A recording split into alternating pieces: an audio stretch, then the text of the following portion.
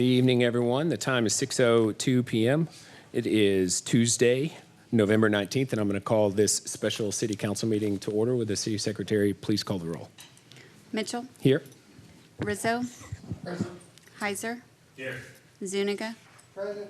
Harris. Here. Parsley. Here. Tobias. Present. All right, all members are present. Next up is citizen comments period. Is there anyone who wishes to come forward and speak? Seeing none, citizen comments is now closed. Next up is executive session. City Council will now go into executive session to discuss items 1A through F pursuant to Texas Government Code sections 551.071, 551.072, and 551.087. Road bonds, old Stagecoach Road offers. Oh, I don't have to read that. All right, thank you. During executive session, there will be no action taken now. Motion to adjourn. All right, we are adjourned. And Jennifer, you said to give you a minute to roll the tapes. Okay.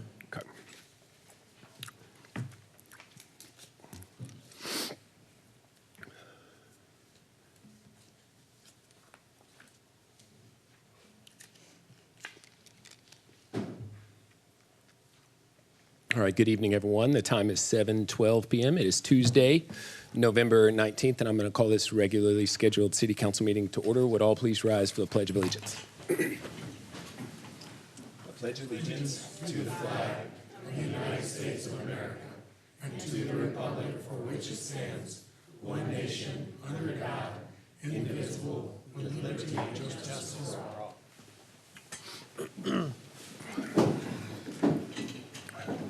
The city secretary, please call the roll.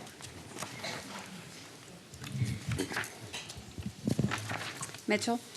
Here. Rizzo. Present. Heiser. Here. Zuniga. Present. Harris. Here. Parsley. Here. Tobias. Here. All right, all members are present. We have a quorum. Next up, approval of the minutes. Mayor, I'd like to go ahead and make a motion, sir, to go ahead and approve the minutes for City Council meeting on October the 15th, special meeting and regular session as well. Second. All right, motion by Councilmember Tobias, second by Mayor Pro Tem Rizzo. That we approve the minutes. Is there discussion on the motion? All those in favor say aye. Aye. All opposed? All right, motion carries 7-0. Next up is citizen comments period. At this time, we ask anyone in the audience who wishes to come forward and speak on any item to please do so. We ask that you limit your comments to 3 minutes and that you direct those comments to the mayor and council. We also ask that you fill out a citizen comments form and submit that to either myself or the city secretary. I have one registered, Michael McDonald. It's really hard to hear. I don't know what the deal is.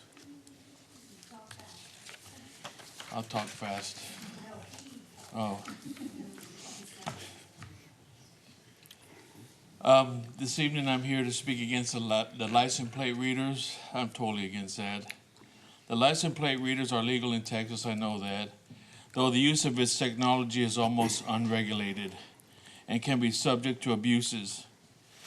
Due to this issue, some communities are implementing policies aimed at limiting the potential damage. License plate reader software companies compares each plate with a hot list of vehicles, including those involved in the following: at a recent crime scene, stolen vehicles, or even those involved in low-level offenses. Recent studies have shown that they often misread license plates, which have led to disastrous real-world consequences, including violent arrests of innocent people, mistaken identity, court battles with astronomical costs. The potential for misuse with authorities or individuals assessing the data can lead to harassment or other negative outcomes.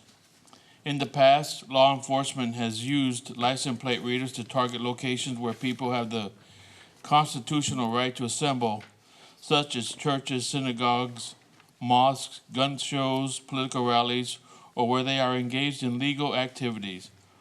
Openly spying on people living in a free country engaged in activities they choose to engage in is wrong.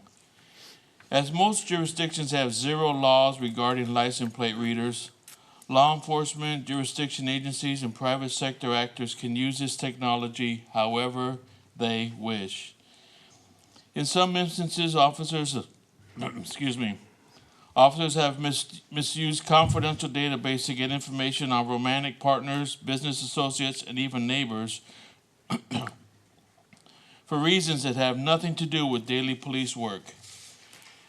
As most jurisdictions have no policies regarding retention limits, many agencies keep these scans on innocent people indefinitely. This practice can allow the government, jurisdictions, or agencies to maintain an overarching and potential unconstitutional level of surveillance and can lead to abuse. Are you sure that you are not already part of a secret database because you drove through I-35 at 1626?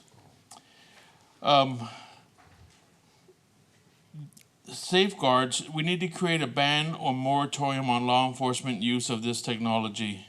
We need to implement a range of safeguards to protect innocent citizens. License plate readers are a form of surveillance of law-abiding citizens. They are openly infringing on our rights and freedoms of movement and travel, and they can be misused and abused by our authorities, jurisdictions, law enforcement, and private sector agencies. Why do we have license plate readers here in Kyle? Is it a want or a need? Will there be ongoing monitoring and periodic audits to identify both misuse of this technology and the impact it is having on our community? Is a license plate database policies transparent for the community to access and are subject to comments and feedback? Why are they collecting data and saving this data on tens upon tens of thousands of vehicles belonging to law-abiding citizens to catch one lawbreaker? Is it worth our privacy and freedoms? What do they do with the collected data? How long will this data be saved, and for what purpose is it saved? What guarantees do the citizens of Kyle have that the collected information from the license plate readers will not be misused or abused by the public or private sector? What is the time frame that law enforcement can retain license plate readers? I really think that these license plate readers, wow, man, we didn't even start my time. So I get another 3 minutes? No, it expired. It just I expired, but it didn't Sorry, ring. I don't have my hearing aid The on. bell I'm didn't sorry. ring. That's okay. Thank you, though. All right, thank you. That's all the forms that I have. Is there anyone else who wishes to come forward and speak?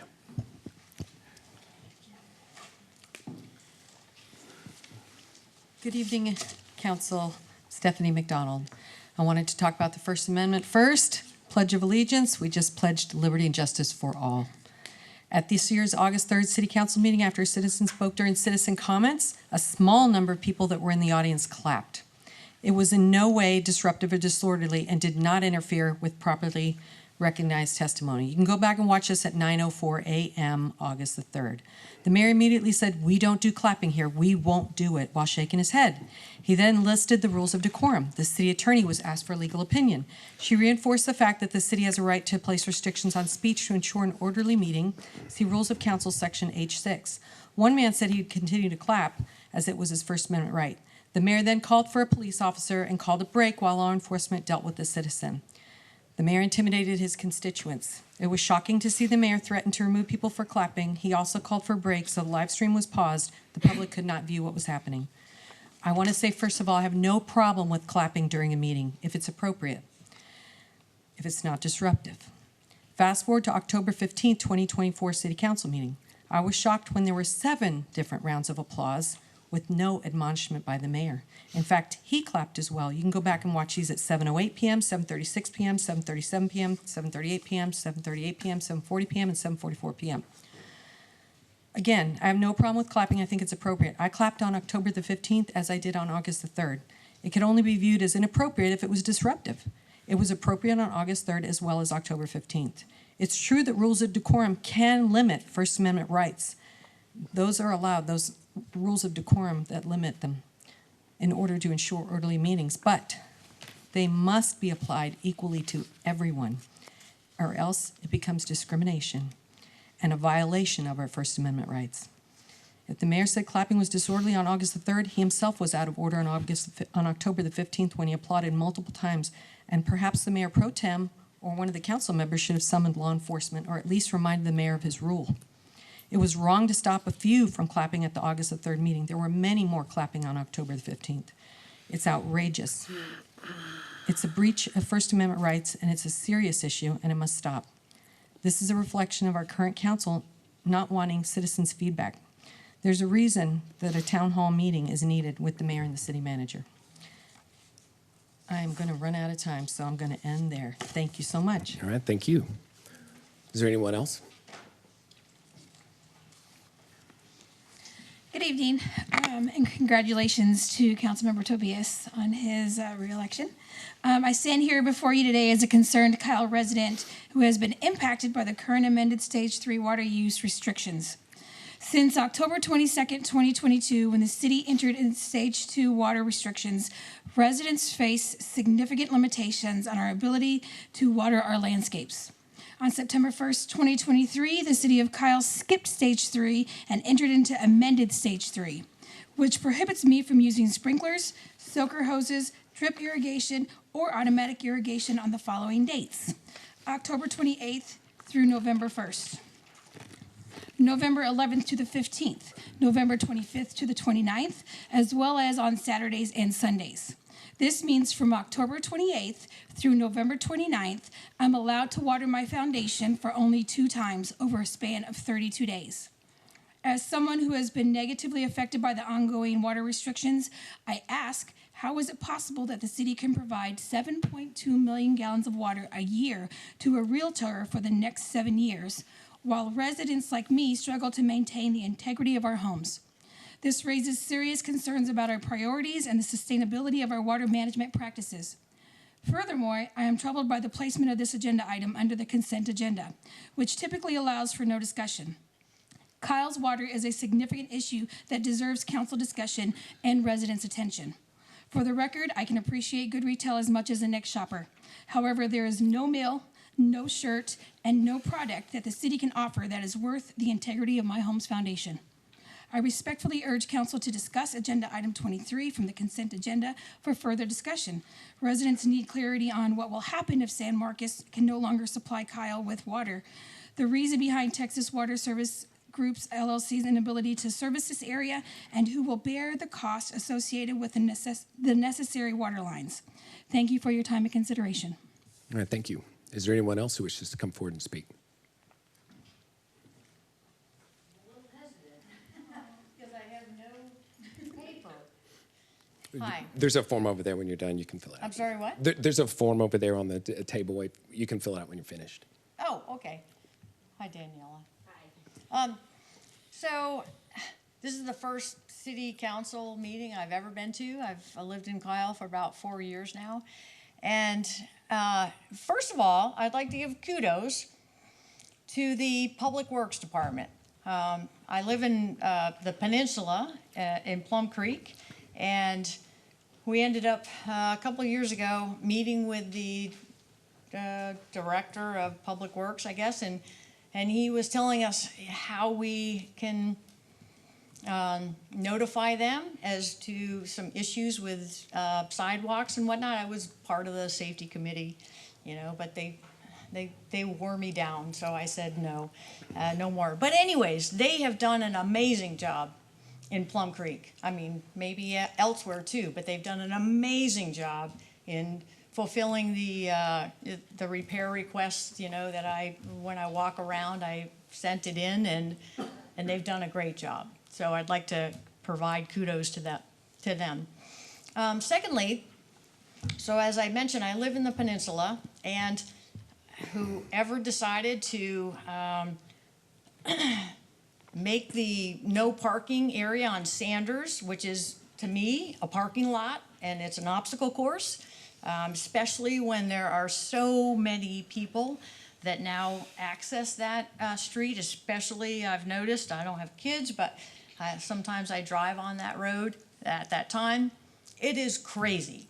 I don't think that there's anything in the driver's education like, okay, if you're coming this way and you're coming this way and there's a road, there's a car over here and a car over here, who's supposed to go first? I think it's crazy. It's ridiculous. But to come out of the peninsula, you have to wait sometimes because there's people just parking on the other side, and you can't pull out.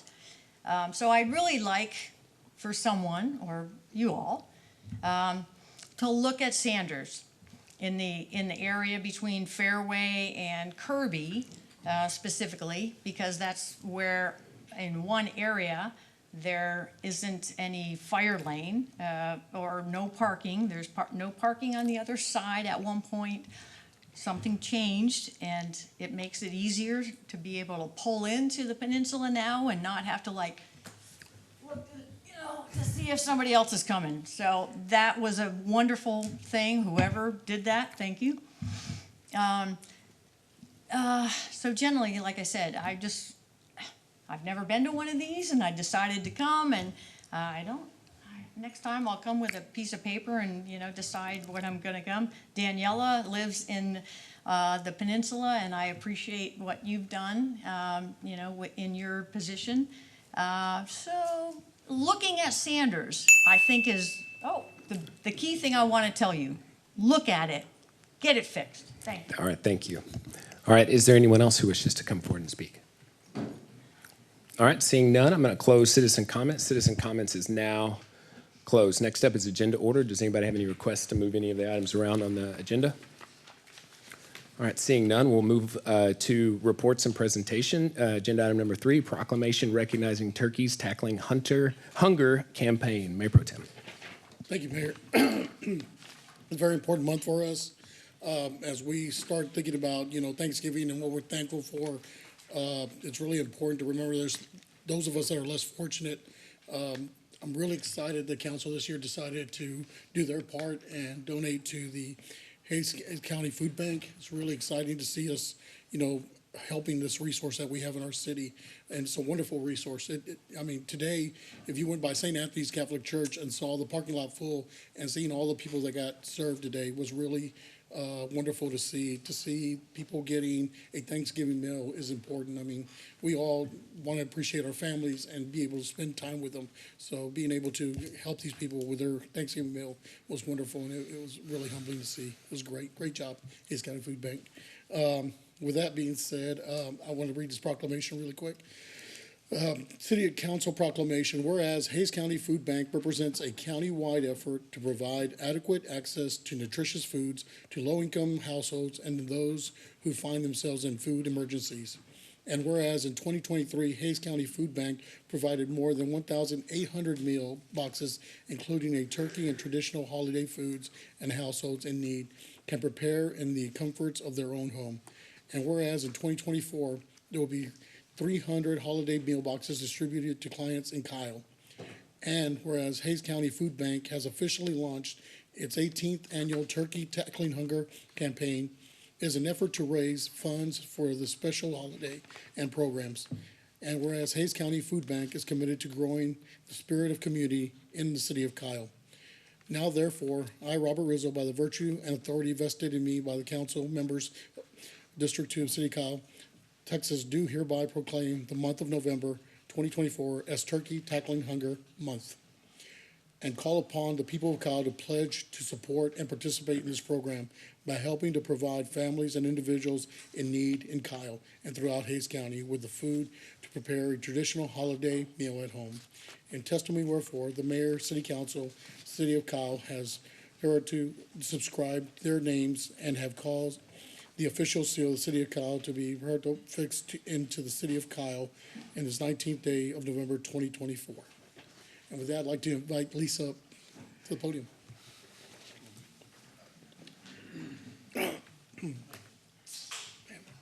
Hi, I'm Lisa Young, and it's my honor to be the Executive Director of the Hays County Food Bank. This is a time that's very exciting for us. Fire up your ovens. I invite you all to join me this Friday evening at Kyle ACC is when we'll be handing out about 500 turkeys here in Kyle. People come from all over this. It's really a fun time. And in the spirit of being thankful and taking that moment, we always pray that we're thankful year-round, right? But taking that moment that we as a nation take to be thankful, I look to the community that has supported this with its financial donations, both private individuals, our local businesses, and our local governments. But I look to you too, our county and city leadership, for modeling and paving the way for the whole community to really reach out to neighbors. Our motto for this year's effort was One Big Table, because that's what we need to set, and we always need your help to do it. And we're very, very grateful for it. And please come out and join us at ACC on Friday. I think you'll find it very rewarding.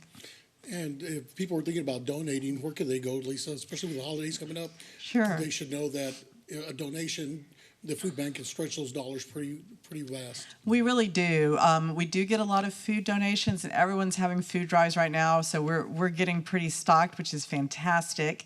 But our buying power is actually pretty high because we're buying it very much in bulk. So for a $60 donation, you're really supporting a couple of families to get their whole holiday meal. You can always go to our website, hayesfoodbank.org, to donate. You can always stop by. We're always happy to visit with people. And we definitely want the council to come out and see our new building that we're going to move into after Christmas. The other person that I know most people already know this, but just to make sure for anyone who doesn't, Robert Rizzo has been on our food bank board for some time, and we definitely cherish his leadership as well. Thank you, Lisa. Thank you. Thank you, Mayor Pro Tem. Any other comments? You want to come up for a photo? Photo. All right, we'll do a photo if you want to come forward. Thank you.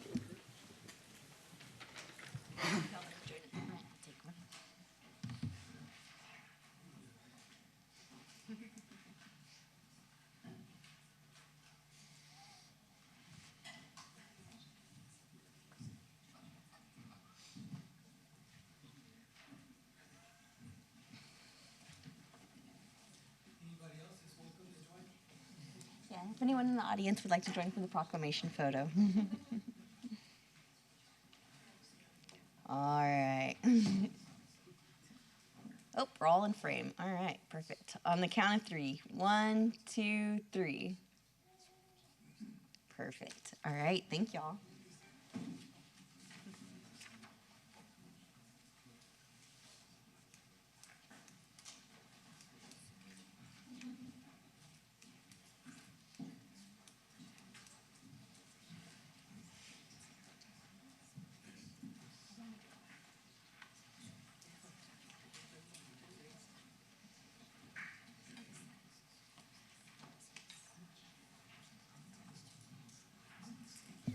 All right, thank you very much. Next up is the consent agenda. Does anybody have any items they request to pull and discuss separately? Mr. Mayor, Yes. I don't have any that I want to pull, but I have two that I have questions on. Okay. That would be 15 and 21. Okay. What was the other one? 21. I'd like to pull number 23, Mr. Mayor. Anybody else? All right, so we'll do the questions after the motion. So if you want to just do 4 through 22. Yeah, definitely. Let's do, like Mayor, I'd like to make a motion to approve the consent agenda items 4, 5, 6, 7, 8, 9, 10, 11, 12, 13, 14, 16, 17. No, do 4 through 22. We'll get her questions. Oh, okay. We'll do, just but we're going to questions. do it all in one Oh, vote. We're not okay, going to sounds pull good. them. Okay, I'd like to approve consent agenda items 4 through 22, please.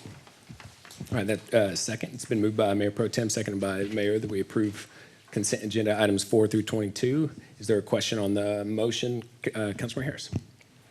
On item 15, I have two questions. One, there's a sentence that says, in the amount of $27,000 for Palo Alto and Barracuda network security software licenses for a new, and it doesn't say what new, it just says new, not to exceed. So just complete that sentence for me, please. And is this an annual contract, or is there a piece of software we're buying? Yes, ma'am. Marco Forti, for the record, City of Cal IT Director. This item right here is specifically for our cybersecurity. It's actually a renewal, but we needed our renewal for our firewalls and network security. And we're not getting anything new. The only thing that we're adding is a couple licenses, which exceeded the amount of the threshold of $50,000 to take it over to council. This is the reason why it's on the agenda today.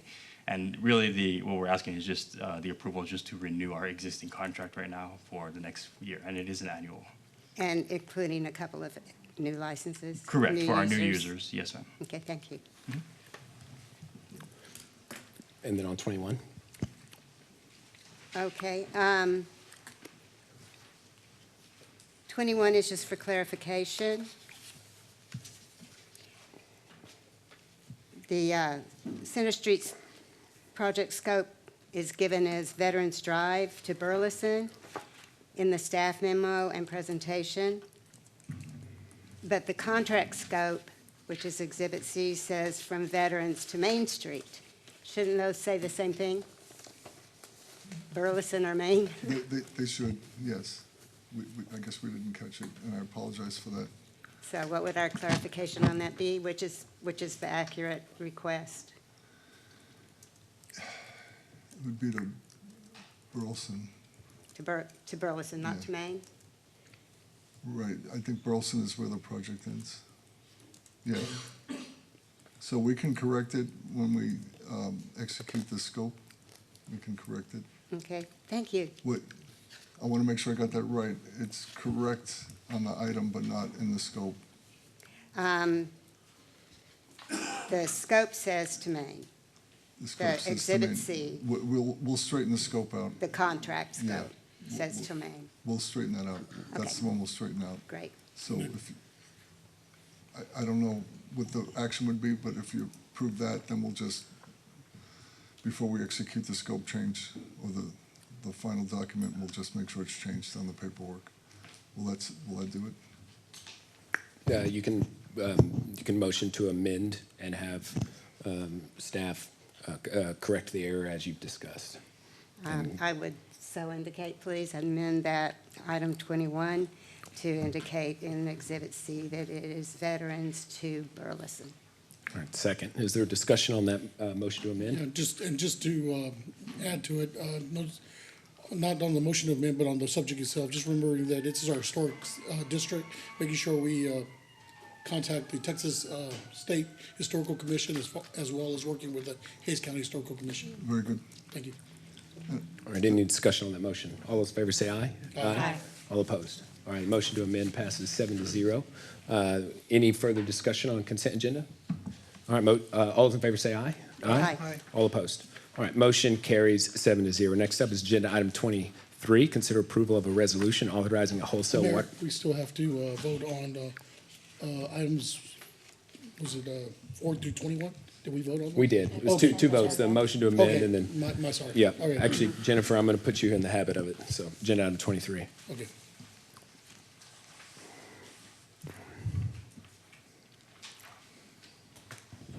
Consider approval of a resolution authorizing a wholesale water agreement with Texas Water Utilities LP for the take-or-pay purchase of 20,000 gallons of water per day for the property located at or near I-35 and Windy Hill. All right, this item was pulled by Councilmember Zuniga. You would just want Mr. Murphy to go through the presentation, or you have a specific Yeah, question? Mr. Murphy, doesn't seem like it's very long, so please go ahead and Okay. go through it. Yeah, so we'll pull that presentation up. So we're asking for the approval authorizing the city to wholesale water to Texas Water Utilities. This is part of a development over in the Goforth Windy Hills area. Potential developer, Texas Water Utilities, have approached the city about providing water service to a specified property. So the amount that we're looking at is 20,000 gallons per day. This is a take-or-pay contract at the amount of $6.42 per 1,000 gallons. We're comfortable with this amount. This is water that we're not currently, we're not using current water. This is water that we're going to be getting in as part of our Alliance Water. The first tranche of that water is 1.73 million gallons coming in 2025.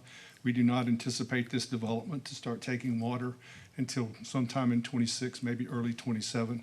So we feel like we have an adequate amount of water to supply this development.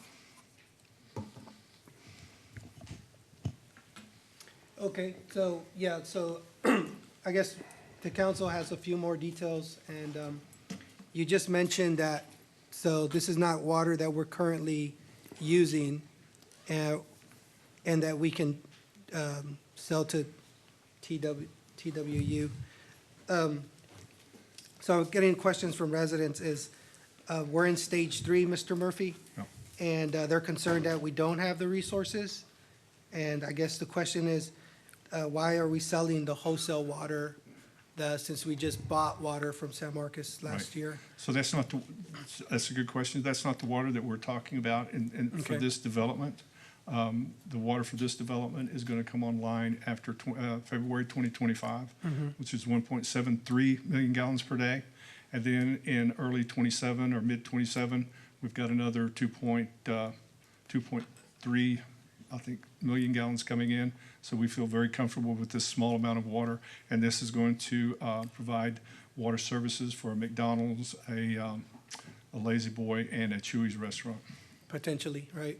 So if those developments are not proper, we would have the ability to not service the water in a DA, right? Is Well, that- that's sort of a different question, Was that- Amy. I'm just trying to get Yeah. clarification The- that we have more control Right, on this than what the public might know. right. So this agreement specifically limits the use of the water to this site. If nothing's built on that site, they will never get water. So it's only if we approve a development for this site, which we have a potential developer coming in, and they could not use it for anyone else or for any other location. Those were the questions that was being asked. Okay, thank you. Thank you, Mr. Murphy. Yes, sir. Mayor Pro Tem. Yeah, Mr. Murphy, just, what are we selling this per 1,000 gallons? What is it? $6.42. So and what are we gonna do with those dollars that we So capture? that, obviously, that would go back into our water fund. It's the same amount of water that we're buying wholesale water from San Marcos, and that's how we came up with that number. So this will actually help pay for some of that water we're getting in from Arwa. Right. And And like I Arwa's, said, this is a take-or-pay contract. when did we go in stage 3? I'm sorry, I wasn't on dais at the time. What was the date that y'all went on stage 3? You remember? The top of my head, Do- we could certainly get it for you. Maybe in What, the summer. I'm just wondering what information council got to go to stage 3. I don't know, maybe Tim. I don't know. I'd be happy to look at it for Okay, you. we but could I'm look not that sure. up and get it to the dais. Yeah, Great, I we appreciate can it. do that. Yes, sir. All right, any other discussion? Motions? Mr. Mayor, I'd like to make a motion to approve agenda item 23. All right, motion by Councilmember Zuniga, second by Councilmember Heiser, that we approve agenda item 23. Is there discussion on the motion? All those in favor say aye. Aye. All opposed? Nay. All right, motion carries 6-1. Next up, agenda item 24, consider approval of a resolution finding, Jennifer, go ahead. I do apologize for, if it's hard to hear, I'm having some vocal issues. Consider approval of a resolution finding public convenience and necessity and authorizing the use of eminent domain to condemn, if necessary, a 3,112 square foot parcel of land in fee simple as described in Exhibit 4 from certain real property owned by Martha Faye Prado for the public use and purpose of construction of public roadway improvements for Old Stagecoach Road. All right, Ms. Schmitz. Good evening, Mayor and Council. Amber Smythe, Assistant City Manager for the record. Just a background, this is for the road bond project that was approved by the voters in November of 2022. This stretch of the project will improve Old Stagecoach Road from Six Creeks Boulevard to Range to Market 150. Here's what the road improvements look like. Actions taken to date. Old Stagecoach Road is currently under design and appraisals have been completed for the right-of-way. We've made a bona fide offer based on those appraisals, and we've tried to acquire the property through the negotiations, but they've been unsuccessful.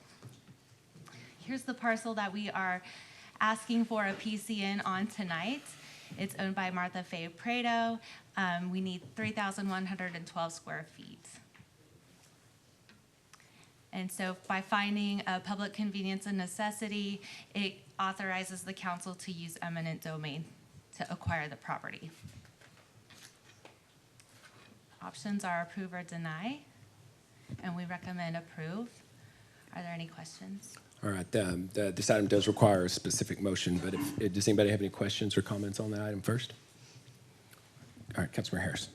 I move that the City of Kyle authorize the use of the power of eminent domain to acquire 3,112 square feet of land in fee simple form from the property owned by Martha Faye Prado, as described in agenda item number 24, for the public use of constructing and operating public roadway improvements for the old Stagecoach Road project.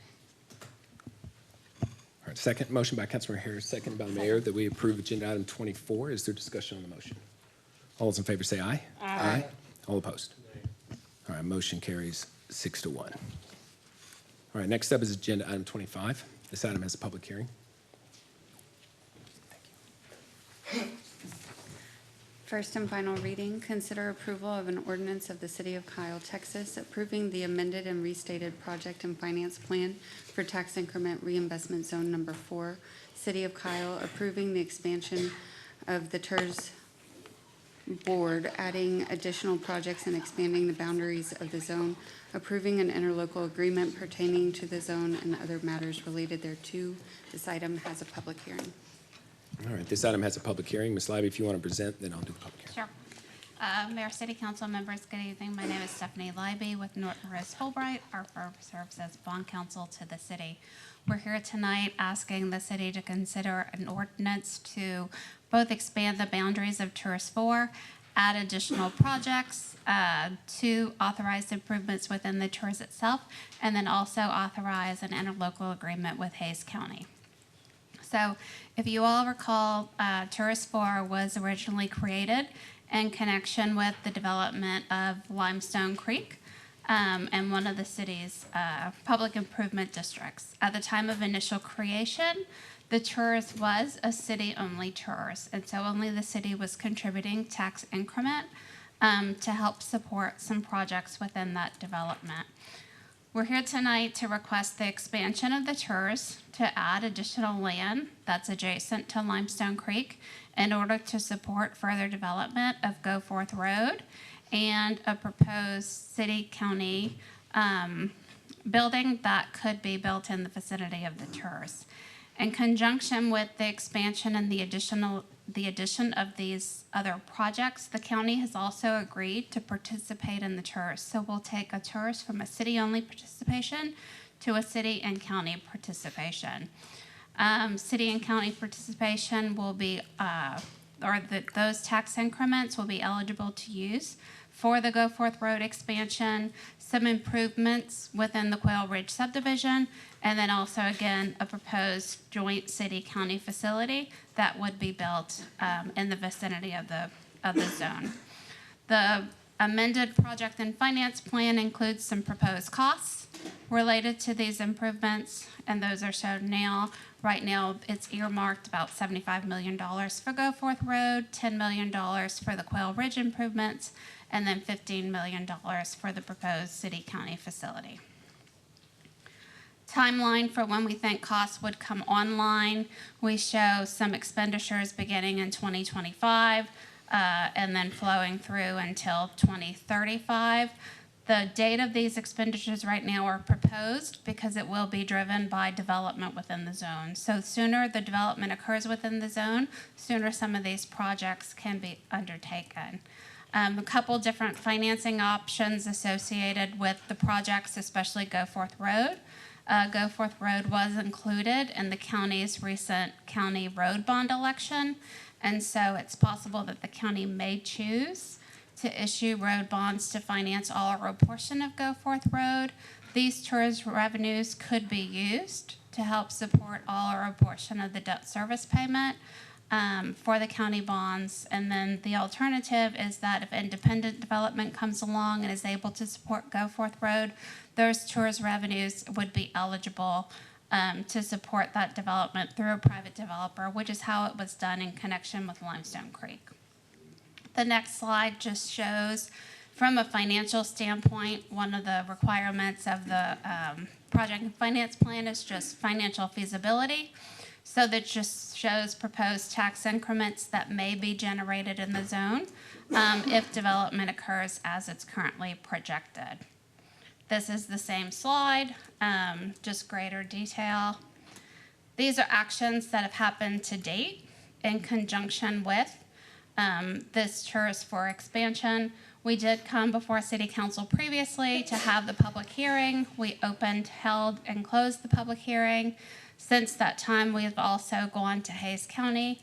They have reviewed the project and finance plan, have signed off on the plan, and have authorized the execution of the interlocal agreement between the city and the county so that county revenues can be appropriated to the city to support these projects.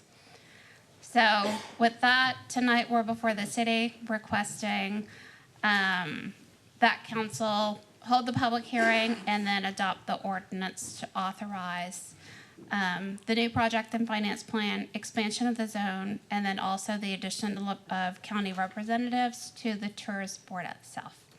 Happy to answer any questions that you all may have, or open the public hearing. All right, thank you. If there are no objections, I'm going to open the public hearing now. Seeing none, the public hearing is now open. Is there anyone who wishes to come forward and speak on this item? All right, seeing none, I'm going to close the public hearing. It's now closed. Does anybody have any questions or comments on the item? Councilman Zuniga. Yes, hello, Stephanie. I have a question about, so there's two large parcels that it appears that the road would be built through, but they're in the Kyle ETJ. So how do they contribute into the TERS when they're Kyle ETJ parcels? So both of those parcels, and someone can correct me if I'm wrong, but they're currently subject to development agreements and subject to annexation agreements. So as soon as development occurs within those parcels, there are mechanisms in place for that land to be annexed into city limits. Okay, so that was what I was trying to understand about the TERS there. Thank you. All right, any other questions or comments? I just wanted to, at least for anyone who's paying attention to the graphic that was just shown, to just, highlights a very significant project going on in East Kyle that we've been working on. If you go back to that map, you can see the green section at the bottom, which is built. But that doesn't really impact the community because it doesn't connect to anything. But the city, over the years, we've been working to connect these parcels.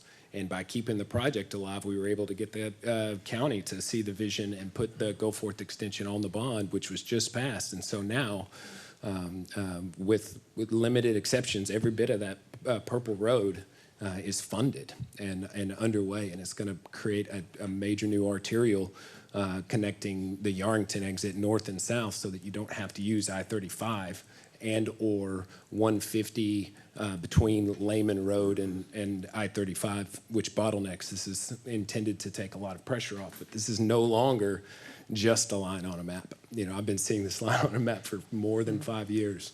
It's pretty exciting to have put the funding mechanisms. There's just so much complication to making a road project like this come to life, and a lot of ways for it to fail. And folks in the future wouldn't have known that it failed because it would have just failed.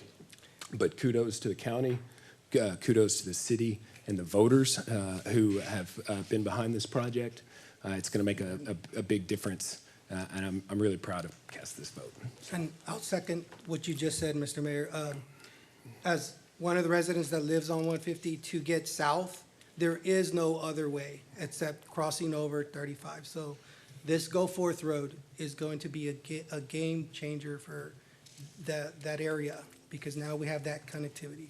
So, yeah, and there were many points along the way where this project was on its lifeline.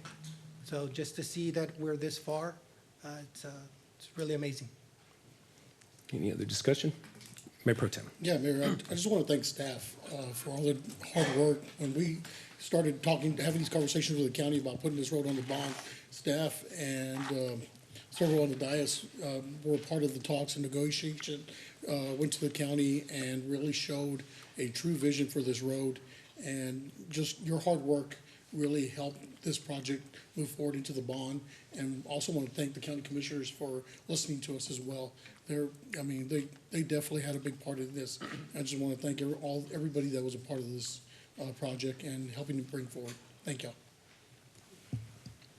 All right, any further discussion? Motions? Mayor, I'd like to make a motion to approve agenda item number 25. Second. All right, motion by Mayor Pro Tem, seconded by Councilmember Parsley that we approve agenda item 25. Is there discussion on the motion? All those in favor say aye. Aye. All opposed? All right, motion carries 7-0. Thank you all. Thank you, Stephanie. All right, next up is agenda item 26. Consider, go ahead. I could probably do it.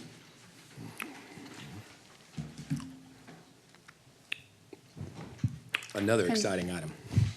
Consider approval of a resolution authorizing an agreement with Diamond Communications LLC for the lease of wireless telecommunications space on city-owned properties. Good evening, Rosie Truelove, Director of Administrative Services, and I'm here with my partner, Melissa McCullum, and we're very excited to present this information today. I'm going to start off and then I'll transition over to her. So back in April, we came to you with information about this, recognizing staff and residents have identified and made complaints regarding cell coverage in certain areas of the city, and that there is a desire to address these concerns to improve health and safety of citizens and community. Some of our critical infrastructure also relies on wireless connectivity. Mobile communication means that we have no more landlines. This will allow for better coverage and less downtime, Internet of Things and connectivity, as well as security and safety.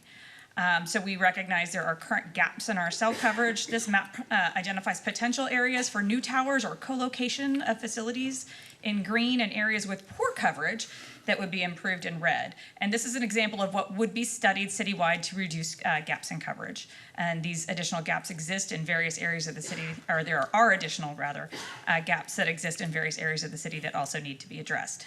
So we issued an RFP. We put out a proposal, a request for proposals back in July, seeking qualified firms to submit for proposals to lease for lease opportunities on city-owned property for wireless telecommunication equipment. We received 5 submittals prior to our deadline of August 20th. We evaluated these 5 proposals. They included Wireless Edge Consultants, KGI Wireless, Terrebonne, Vertical Bridge, and Diamond Communications. Our evaluation criteria looked at first, their ability to increase bandwidth, coverage, and or capacity for 30 points.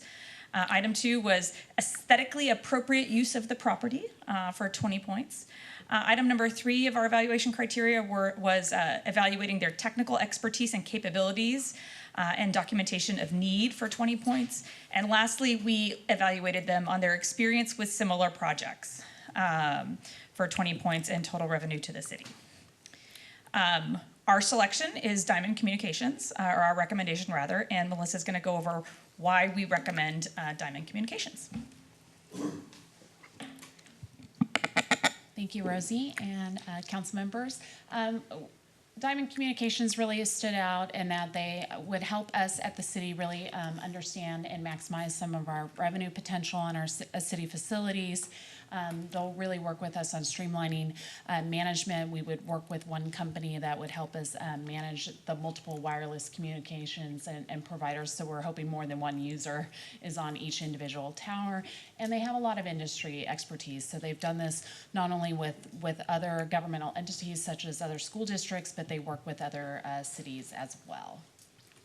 So with this plan, really what we're going to get is improved wireless infrastructure, and really that's just increasing coverage for all of us as users of our cell phone devices. They're going to work with the city on doing aesthetic and strategic planning. You know, not every type of pole is perfect at every location, so they'll really work with us on the specific location and how that'll work for that. And then cost efficiency is they absorb the cost of maintaining and building the tower, and we are a partner in receiving some of the rent for that. So Diamond did share some of this with some of their slides, and we have a Diamond representative here, and he could introduce himself and share with us kind of his experience in the standards, but essentially this would be really to go out with a marketing agreement. He would market us as a city partner, helping identify these services with his experience and expertise, and all of the experience that he has. He did this kind of coverage map of honestly currently where we have some gaps already for the city, and with the construction of 3 potential towers, it would bring 45,000 additional coverage, population that could cover more with just locating at these initial locations. So this is just an example of what 3 new towers would be and how this would help coverage. And then this is the economic proposal and kind of cash flow structure that would be associated with this. So with existing structures versus new tower builds and how this would work into our system and yearly costs. And so with that, we're hoping that you'll approve this contract, that we can continue to work with Diamond on leasing out some of our facilities. Does anybody have any questions or comments? Councilmember Tobias. Looking at the map, it makes sense. Look at the red section there. Because every time I cross the bridge and I'm listening to my Hairband Nation radio, it clicks out. And I thought it was my phone. But it shows that whole area there. That's where HEB is at, right? All the way to ACC and all those restaurants out there is where you're getting the coverage. And that's pretty heavily populated with retail. So would that help improve that area that's real populated? Because I know when you go to these types of areas of cities and towns, there's a lot of Wi-Fi in one area when you got people that are shopping and so forth versus in the other areas. Would that be able to help resolve some of this? I think so. So this would be the pre or like the existing situation now map, and then this would be post after the towers. But if you want to talk a little bit more about Yeah, because that's where you got HEB. Yeah, I think you got like Target, HEB. I mean, it's just real populated with retail there. Of course, you've got cell phones, and you've got the registers that are going exactly. All that. Would that help out with that? Yes, sir. Yes, sir. Okay. Anything that's cellular related for the carriers, from the carriers. Okay. Councilmember Harris. So one of the comments was these would be new towers, but it looks like on the map we're going to be using the water towers. These are just proposed potential locations we've only had preliminary discussions with. I think we would, probably part of the discussion where there's an existing vertical structure of some sort is whether or not we can use that existing vertical structure and mount antennas on those. If that's an option and it works for the city and works for the carriers, that'd be fantastic. And do you use backup generators for your towers, LPG? Many of the carriers do now to kind of, so that they're hardened. So if, something happens, a big ice storm, for instance, and you lose electricity or water. So the individual carriers would be? They do, yes. They'll put their own generators on the site? Yes, ma'am. And their own sheds? Yes, ma'am. And we would enclose those and keep up the compound and inspect the tower and make sure everything is aesthetically, good for the city. They do have what I've termed ground-mounted equipment. So they do have some equipment on the ground that hooks up to the towers, which I guess would be some of the generator facilities now. So you're right, though, that would be within our leasable areas, and we would have rules and regulations on where that could be located on our sites as well. Yeah, because those generators aren't quiet. They tend to be kind of There are noisy. different types of generators, and so if quiet is an issue, depending on where it's located, obviously, Yeah. then we would have, that would be something that we'd write into the lease for that. I was gonna say, the new Hondas are really extremely quiet. I've got a couple that are really Are they? nice. Oh, yeah, super quiet. Mayor? But they're LPG? Some are gas, some are, what do you call it, gasoline as well. Diesel? Yeah, no, gasoline or LPG. LPG? Yeah, yeah. So, Mayor? Thank you. Yeah, just wanted to let everybody know the reason that we're pursuing this is that the council has gotten a lot of emails, a lot of requests from our residents wondering what we can do to help out with the Wi-Fi situations. I know that when I'm near the Walmart or the Academy out there, I lose signal completely. So it's and I've tried different providers, still doesn't help. So it's something that we can really that we started pursuing as a council because and as a city because the amount of requests we're getting to try to rectify this. So I'm glad that staff is taking it serious and moving forward. So thank you. Yeah, I can't get cell phone reception at the PSC. That's not a good thing. It's going to turn green, hopefully very soon. Motions? I'd like to go ahead and make a motion, Mayor, to approve agenda item number 26. Second. All right, motion by Councilmember Tobias, second by Councilmember Heiser, that we approve agenda item 26. Is there discussion on the motion? And just to add again, this, where the area that's in red, hopefully this will help with the improvements. because especially when you're standing in line at Kohl's and you're trying to download a coupon or whatever, but, you know, it takes forever. But just being able to have the cell phone reception there in case we have an emergency in those areas, that would really help. Thank you for that. Any other comments? And I would just add that, you know, the cell phone coverage is barely acceptable in most parts of the city, but whenever internet goes out, like Spectrum, which historically we've only had Spectrum, we're fixing that too. Everything just takes time. But when the internet goes out, what does everyone do? They pull out their cell phone and crash the system. So when Spectrum goes out, you lose all communication. So if you're working from home, you're shot. So this is definitely a quality of life initiative.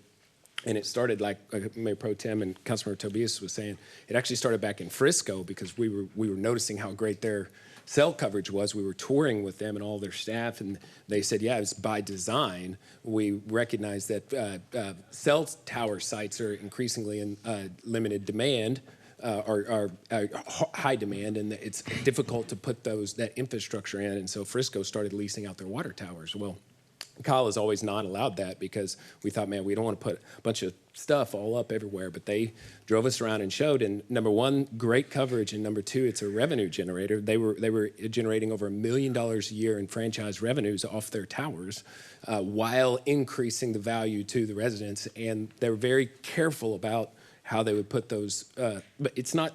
You have to understand, you can see them, right? But in what you lose by seeing some of those, you know, like a belt wrapped around a tower, what you lose in that aesthetic, you gain in revenue to the city and increased cell coverage. So I think that it's worth it. We've been pursuing it for a long time, but you, like it's been said, you have to get the providers to voluntarily. So this is us trying to solve that problem. And no pressure, but actually, yes, lots of pressure because it's not just emails. We experience this every single day. It's a real low point for us. So, all right. Any other discussion? All those in favor say aye. Aye. All opposed. All right. Motion carries 7-0. Thank you. All right. Next up is agenda item 27. Consider approval of an ordinance authorizing amendment number 1 to the contract with Archer Western Contractors LLC for Phase 2 construction of the FM 1626 ground storage tank and pump station improvements project in the amount of $19,319,167 with a new total contract amount of $44,319,167.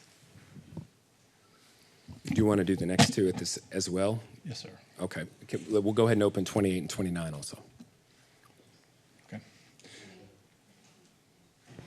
Consider approval of a construction contract with Proda Inc. for the construction of the elevated storage tanks, ground storage tanks, and pump station at CR 158 in an amount not to exceed $14,945,000. 30 also? Yes. Okay, sorry, so one more. so it's 29. It's going to be a tag team with me right. and It's Rosie on 27 that, through 30. I'm sorry, I didn't have that prepped in my notes. 29 is consider approval of a resolution authorizing the city's cost participation in the construction of the Hoover Drive elevated storage tank in the amount of $2,181,183.77 in accordance with the FM 150 Water Facilities Service Financing and Construction Agreement. Number 30 is consider approval of a resolution authorizing an agreement with TACNEC LLC for the construction of non-potable water pump station and all appurtenances at the City of Kyle wastewater treatment plant in an amount not to exceed $4,154,449.20 and rejecting the low bidder, CivCon, as non-responsible. Okay. All right. So, You have the Mayor floor, Pro sir. Tem, Council, Mike Murphy, Director of Water Utilities, City of Kyle. So, first of all, I want to thank our team on this project. This has been, so far, it's been a very, very successful project. I want to recognize Tim Samford and Michael Van Winkle with the city staff, Yvonne Aguilahoya, who is the project manager. Yvonne, thank you so much on this project. HDR Engineering for working on this project with us, and Archer Western, who is our contractor. So they're here tonight too. And the reason I want to recognize these people, it'll become very clear in just a second. So we'll just, whoopsie. Uh-oh. I said it would be very clear in here in just a second. So there we go. Okay. So just a little background, and we'll go through this quickly. The original schedule was to bid this project out, the 1626 intake point. This is the first tranche of water coming from ARWA, from Alliance Water, of 1.73 million gallons per day. The original contract called to bid the project out in the third quarter of 2024, with construction completion date set in late fourth quarter of 2025. So when we found out that the water was coming earlier in February of 2024, we came to council back in April and requested emergency procurement fund to move forward with the construction of the 1626 water site. The purpose of this was to be able to take the water when it was delivered, instead of them waiting, having the water, and then Alliance waiting for us to take it. So with the good work of this group of men and women on this project, and we absolutely meet every week, I think is very rare since we started construction with Archer Weston that we haven't met on a weekly basis. We were able to shave 300 days off of this contract for phase one. So I want to congratulate all these people for their hard work. And this is and you can see the landscape has changed on 1626. I'm sure everybody has seen the work progress as this project is developing. So we were working, here's the catch on this. So we're working with a 90% complete set of plans. We're under construction while we're still under design on this project, which makes it very challenging. So you have to have a group of very smart men and women to work on this project to make it so successful. But this is just phase one. So phase two is what we're going to be talking about tonight. And the purpose is to provide infrastructure necessary to convey water for the next phase of ARWA. And we're going to take that water at the Verde elevated storage tank site.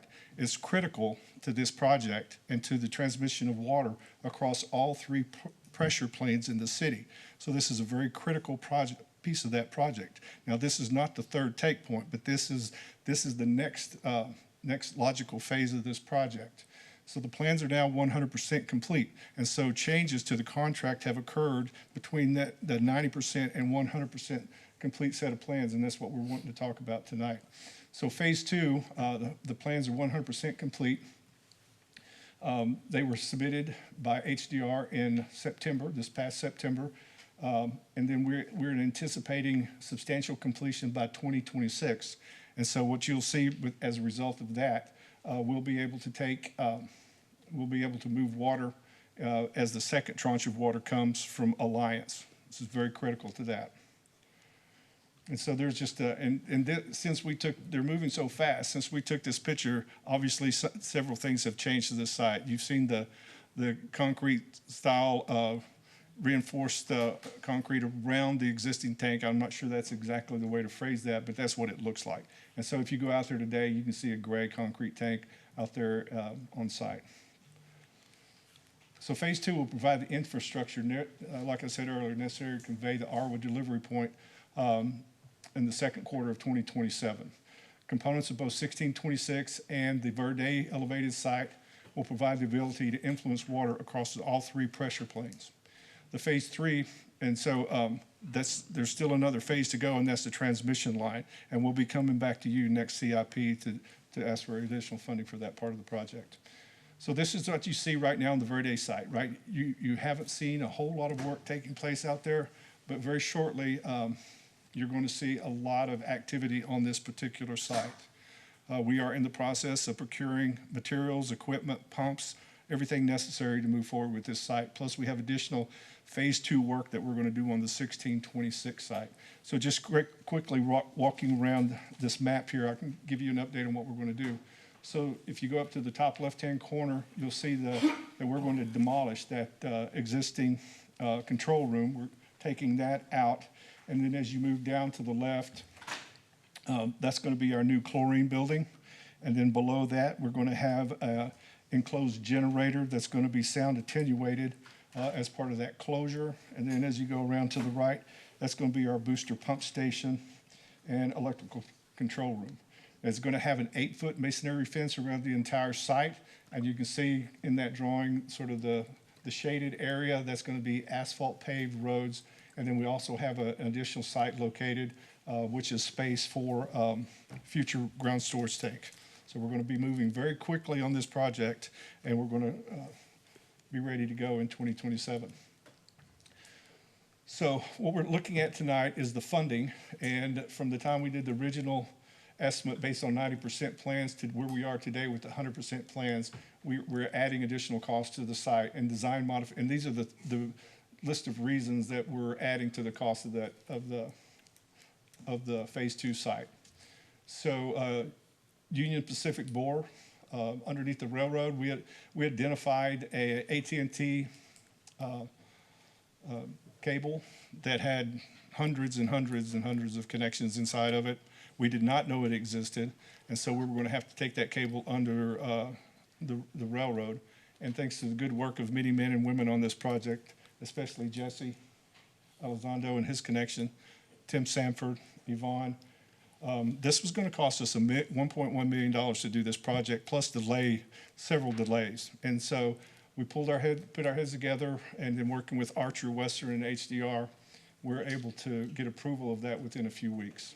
And so many thanks to Jesse. I owe him a round of golf and lunch. I told him that yesterday. That ought about cover the $1.1 million he saved us on this project. So anyhow, so the additional third pump, chlorine building, the masonry fencing, the material availability, that's one of the challenges for this project. We've asked Archer Western to move fast and move forward with this project. And by doing that, that means you have to jump in line in front of other people that are trying to buy materials and equipment. And there's a premium price to that. And so we're doing an excellent job. These gentlemen are they're just working their brains out on this project. And so that added to the cost. And then unexpected site conditions like the AT&T conflict. Our property acquisition is somewhat delayed, but I think Ken is working on that now, and we're progressing with that. So that's very, very important. And just so you know, when you see these numbers, we've got a similar project that we're going to be working on very shortly, and that's the third take point for the Arwa Water. We estimated that project at $41 million. So current project status. Current project status is phase 1 is actively under construction. And as we near completion of that, we're going to be as active as we are on phase 1 with phase 2. And that project, we consider that active construction also. And we're looking for a substantial completion date somewhere around 2026. So I put this slide in there just so we could kind of walk through the budget. We simplified it as best we could, but hopefully as we go through this right quick, it'll make sense. So we originally started this project out with $25 million as part of our emergency procurement. Phase 1 costs, we estimated that to be around $12.5 million, and then the balance was going to be transferred to phase 2 of another $12.5 million. And I'm rounding off these numbers, obviously. So that would be transferred to phase 2. The additional cost from getting from 90% to 100% complete set of plans is about $16 million for additional cost. That's a lot of money, but it's very important. And like I said, the things that we're doing to move this project forward they're at a premium price. So altogether, the total cost of phase 2 is going to be $28 million. We did add a 10% contingency to that $28 million because we really don't want to come back asking for more money on phase 2. So hopefully that's going to be plenty enough money to get us over the goal line on this project. So you take the total of phase 2, you deduct the transfer of $12.5 million, and that puts us at $31.8 million on this project. And then the total cost that we're asking for once you take all the money and move the money around that we're talking about, we're looking at an amendment to the project of $19.3 million to complete phase 2.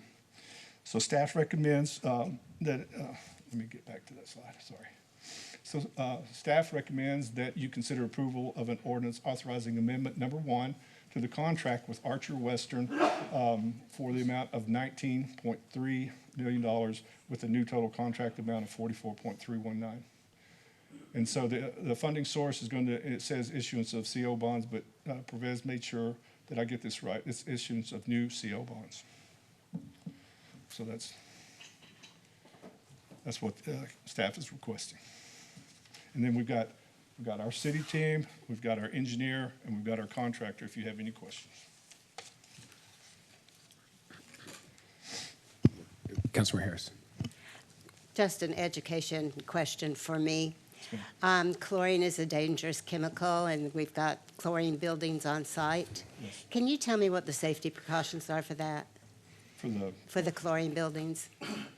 I guess that would be an Archer Western question, if you guys want to answer this.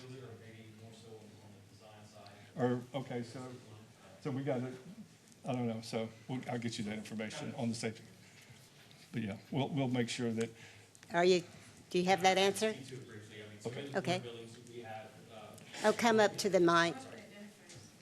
Sorry, Luke Hill, Archer Western Construction. Thanks for you. having us. Yeah, in the chlorine buildings, typically we have what we call chlorine sniffers, so they're checking for that gas.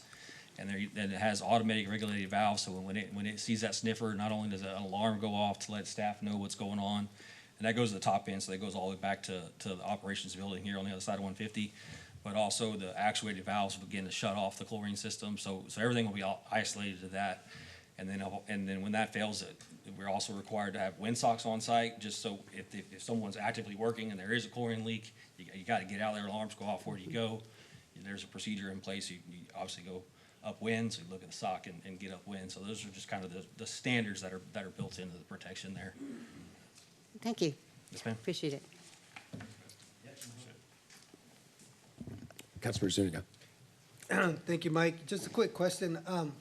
What was the original amount for both Phase 1 and Phase 2 that we had budgeted? Because I recall that we were splitting this up. Right. And the 40 was the number I remember, but just so I can compare it to what's the new number. Yeah, so the original budget was $30 million. That's what we put in the budget. That was what we asked for in our CIP program before we started this project. But when we discovered that it was going to come early, we asked for 25, and we split that basically in half between Phase 1 and Phase 2. So originally it was 30? Yes. And when we got up to 44? Yes. Right, with some changes correct. to speed it up? Okay, so 14. And that 44 may come down if what Jesse and Tim were able to do. What did they do? I mean, just Okay, because I'll get suspicious. I get suspicious if we saved $1.1 million. So you wanna- yeah. So what Okay, got so that here's what happened. what got that And- permit approved quick? As part of the project, we discovered an Right. AT&T line that services basically the entire west side of the city. AT&T didn't even know it was there, so it had to be relocated. And before we could relocate it, we had to get a permit from, I think it's Union Pacific Railroad. I had to get a permit from Union Pacific Railroad to go underneath their rail with the new cable, okay? And so AT&T and Union Pacific weren't seeing quite eye to eye on how urgent the project was for the city. And so that's when we met with Assistant City Manager Elizondo, and he knew somebody who knew somebody who knew somebody, and we were able, through those connections, to express our concern and our urgency to get this project done.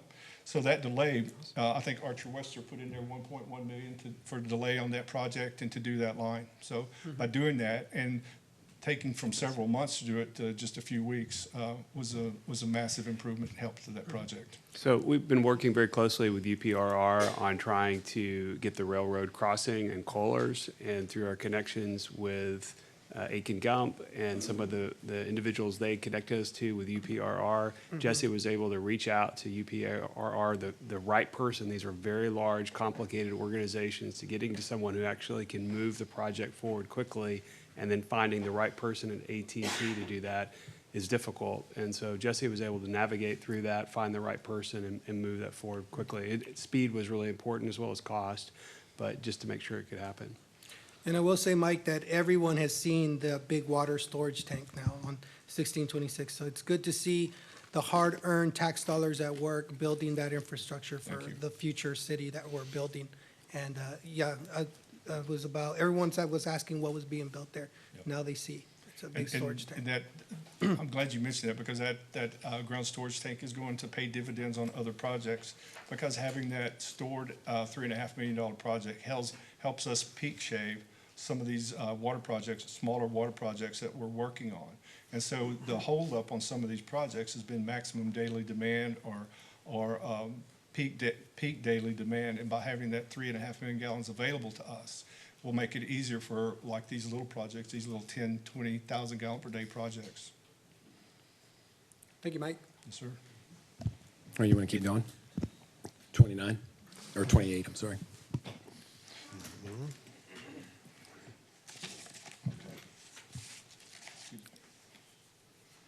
So Mike and I are sharing these. When they're pretty much straight solicitation items, then they're going to come from me. So this one is for the CR 158 site, which was donated to the city by the developer. The developer engaged Plumber Associates in February of 2022 to determine that the location of the site, which is a preliminary layout and elevation and size of the elevated storage tank. The site is also the second take point for ARWA, and water delivery is expected here in February of 2025. To speed up the process to meet the ARWA delivery time, the city selected Pape Dawson in 2023 to provide a second preliminary engineering report and a 30% design for the elevated water storage tank, the ground storage tank, and associated pump station and appurtenances. 100% design was completed in May of 2024. The American Rescue Plan Act, ARPA funding was provided to governmental entities to address infrastructure needs. ARPA is a federally funded grant that needs to be managed professionally to ensure compliance. This elevated and ground storage water tank and pump station will provide additional water to the Kyle water system from the Alliance Regional Water Authority take point. Pape Dawson was tasked with the design of this water storage tank and pump station, and the project was advertised in September 15th, 2024. We received 4 bids on October 9th for the construction of this project. Total bids range from $14.9 million to $19.2 million, with Proda Inc. being the lowest bidder. The American Rescue Plan Act will fund $7.7 million of the construction cost.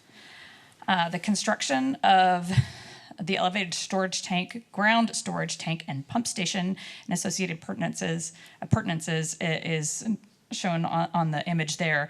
And this will include a 10% contract contingency.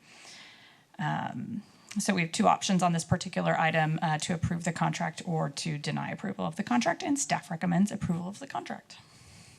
Does anybody have any questions on this particular item? Okay, if you want to keep going.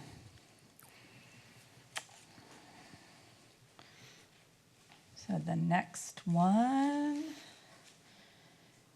is the Hoover Drive elevated storage tank. This one's still mine, or do you want to do it?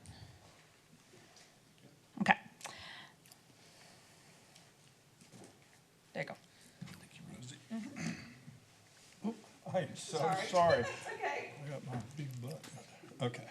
So, the Hoover Drive elevated storage tank located, this is the Anthem water tower. For sake of conversation here, but it's located, obviously you can see on this map the location of the site right there at the Anthem corner. So in July 2020, this is a little bit wonky. We talked about this a little bit earlier, but in 2020, the city of Kyle entered into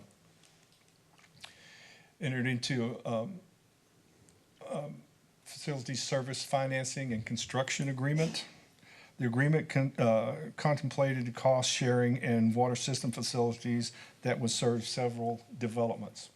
In addition to acting on its own behalf as a utility provider, the city of Kyle entered into this agreement on behalf of the Blanco River Ranch properties and the Plum Creek North Tract, which is known as Lamar per the agreement. Blanco River Ranch Development Agreement states an estimate for the Anthem elevated storage tank at $1.56 million. BRR will pay or will participate up to a maximum of $350,000. BRR remaining cost participation of $1.12 million followed a $350,000 maximum contribution as stated in the agreement. The city intends to recover this cost during the first phase of development BRR and Toll Brothers Phase 1 connections of approximately $1.68 million in returned impact fees on the project. Lennar cost participation was $981. Let's just say $981 or $82,000. The city will pay on behalf of Lennar per the agreement. City staff is working with the Covey Fund for 2 other lots for pro rata share of the cost participation. The cost will need to be covered in the interim to keep the project on schedule. The Covey Fund lots 1 and 2 with 10% contingency, $77,000. And we are anticipating a substantial amount of impact fees coming from the Lennar development. Hopefully that will cover the remaining costs that the city is putting out tonight, or playing for tonight. So you got the breakdown is the $77,000 for the 2 Covey lots. The Kyle contribution for Lennar is $981,000, and that's one of the projects that we anticipate getting a substantial amount of impact fees returned to us on that one. And the Kyle contribution to Blanco River Ranch is $1.2 million, which we anticipated getting $1.68 million returned in impact fees on that. So that's not shown in this, but we are anticipating those costs to offset the $2.18 million that we're requiring council approval for tonight. So July 2020, City of Kyle entered into, I'm going back to the beginning. No, wait. July 2020, the City of Kyle entered into the Farm FM 150 Facility Service Financing Agreement and Construction Agreement. In January 2nd, 2024, Kyle City Council approved $1.055 million to oversee the elevated storage tank and interior concrete floors. Agreement explicitly states Kyle is responsible for these additional improvements. The funding source is going to be the Water Impact Fee Fund. Recommendation is approval of this resolution authorizing the city's cost participation of approximately $2.18 million. So, any questions? Does anybody have any questions on the BRR tank? All right, thank you. Okay. I'll try not to bump you this time. That's okay. That's okay. Okay, we got one more. So the last one is a contract for our non-potable water pump station construction with TACNEC. Our existing non-potable water pump station will be improved to provide reliability and resiliency and to make allowances for the next expansion of the wastewater treatment plant.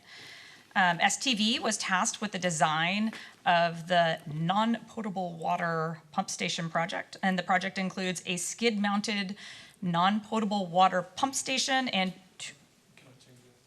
of course. I mean, it's your project. Yes. So, I'm sorry, Rosie. We didn't have time to go back and change this in the presentation, but it's no longer going to be a skid-mounted non-potable water pump station. We've changed that to a vertical non-potable permanently affixed water pump station. Sorry. It's important. What he just said, does it still include the 2 vertical turbine pumps that will supply reuse water to the Plum Creek Golf Course? Excellent. So scope of the contract will be construction of the pump station and associated appurtenances. We are including a 10% contract contingency on this. We issued this invitation for bids September 2nd, 2024, and it closed on September 23rd. We received 6 bids ranging from $3.3 million up to $4.2 million, with TACNEC being the lowest qualified bidder based on the experience requirements published in the solicitation. After review of the bidder's experience information, the city has chosen to award the project to TACNEC due to their experience being the most comparable to the nature and size of the project. 2 options: to approve or deny the contract, and staff recommends approval, noting that with the approval we'll be designating the apparent low bidder, which was Civcon, I believe, as non-responsive or non-responsible. All right, does anybody have any questions on that particular item? Councilmember Parsley? No, I don't. Oh, all right, we'll entertain motions. Mayor, I'd like to make a motion to approve agenda items 27 through 30. All right, motion by Mayor Pro Tem, seconded by Councilmember Heiser, that we approve agenda items 27 through 30. Is there a discussion on that motion? Yes, Mayor. Mayor Pro Tem. I just want to thank you, Mike and Rosie, for your presentation, but also it's really exciting to see these elevated tanks coming to fruition. Next year, when the first line is running from Arwa, that's a 50-year line that we're getting into our city to help sustain our city. And then the following year, hopefully the second one, which is another 50-year line. The third one will be another 50. But I think with AMI coming online is going to be the game changer, where we turn these into a 75-year lines instead of 50-year lines. And the reason why, we can do great water conservation, we can educate, and people can see what water usage in real time. It's going to be something that I think is going to benefit our city, and I'm really excited about seeing these tanks coming forward and seeing our water issues being a little bit of a thing of the past. But with that being said, we still have to conserve. Thank you very much. We appreciate it. All right, any further discussion? Councilmember Tobias. If I could just kind of add on a little bit more. This past October, I went to TML, and Councilmember Parsley and I actually were visiting with other council members from other cities, and just hearing some of their stories that some of these cities are not even looking at developing any kind of water structure right now. They're fighting development. They're fighting the conservation part of it all. It's like they don't want it in their city, and they're finding out now they're getting further and further and further behind, which was very shocking to me. And I'm sure Danielle and I were hearing some of these stories, and these were the residents that were doing, and council was doing their best to try to educate and so forth, but they were just shooting them down. And you also had some council members and so forth, they're talking about other jurisdictions where they're not even looking close to this at all. It's like it's the big cities' problems and so forth, and they're not realizing that it's gonna eventually come knocking on their door. So to add to that, I know we see these big numbers here, and I know it seems like you're seeing all this water towers being developed. You've got pipes that are laying all over the city. We got to let the people know that we're really being serious about our water situation, and we're planning ahead. And I know it's a strain. I know it's a strain that, go look at my yard. I'll look over there. I'll live over there. If I can give my address. I mean, it's dead grass. But I know that in due time that once we get our water supply up and going again, this is part of what this small little town, it's growing up, and we've just got to face these challenges ahead. And thank you for all your work, because I know that you guys are really, really doing your best to try to get us the water and supply we need for the growing city that we're having. We'll be 80,000 before we know it, ladies and gentlemen. And this is what it takes, I think, right now. And I know the dollars is high, but some other cities, they got even higher. Right. And so it's good to see that we're being very proactive in that measure, on that answer. I agree. Appreciate it. Thank you very much. Any further discussion? All those in favor say aye. Aye. All opposed? All right, motion carries 7-0. Is agenda item 27 is actually first reading. Is there any objection to that being finally passed? Seeing none, that item is finally passed. Agenda item 31.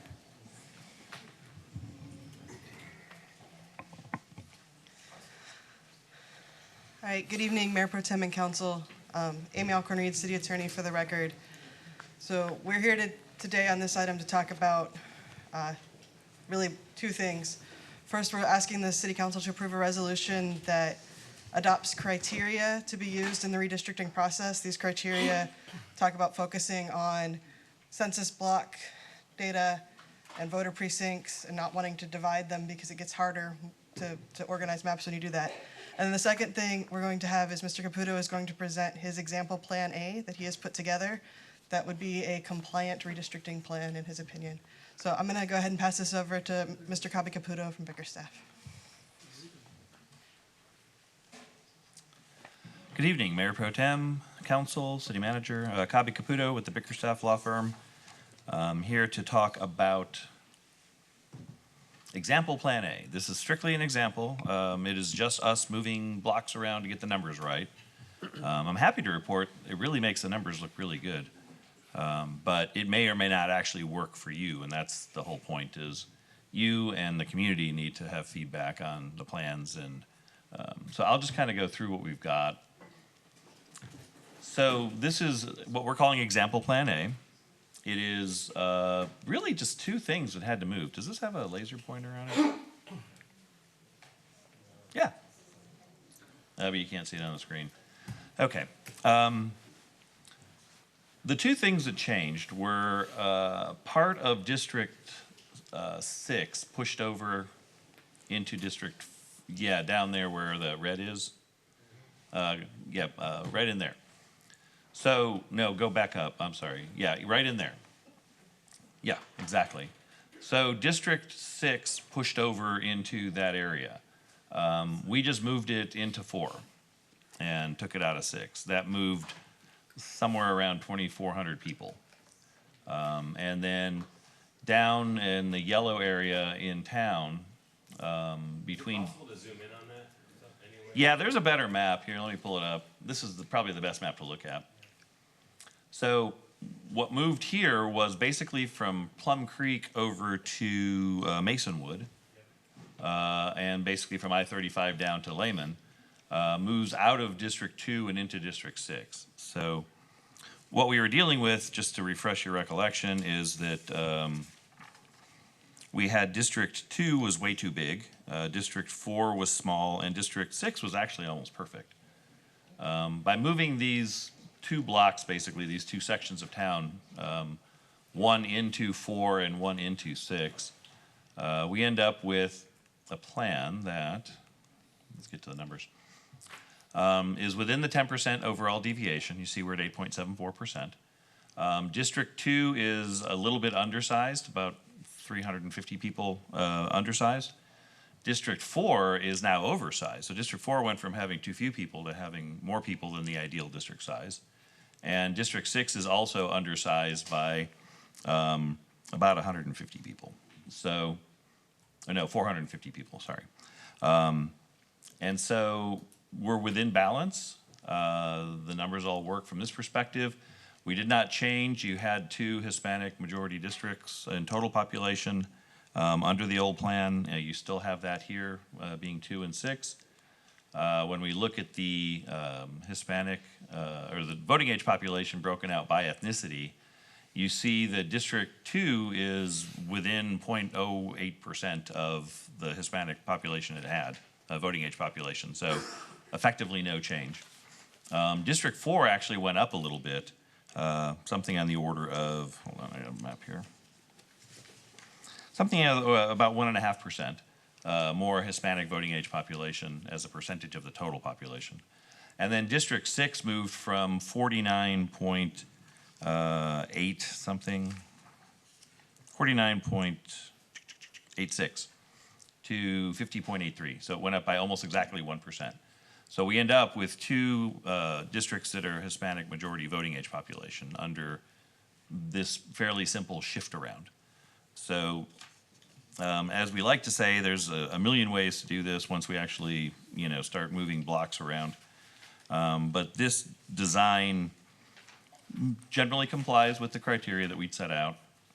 And this is just the original census map, so you can kind of see where 6 went over into the west side into 4, and 2, the border between 2 and 4 was at Plum Creek. So I'll go back to the more detailed map we have,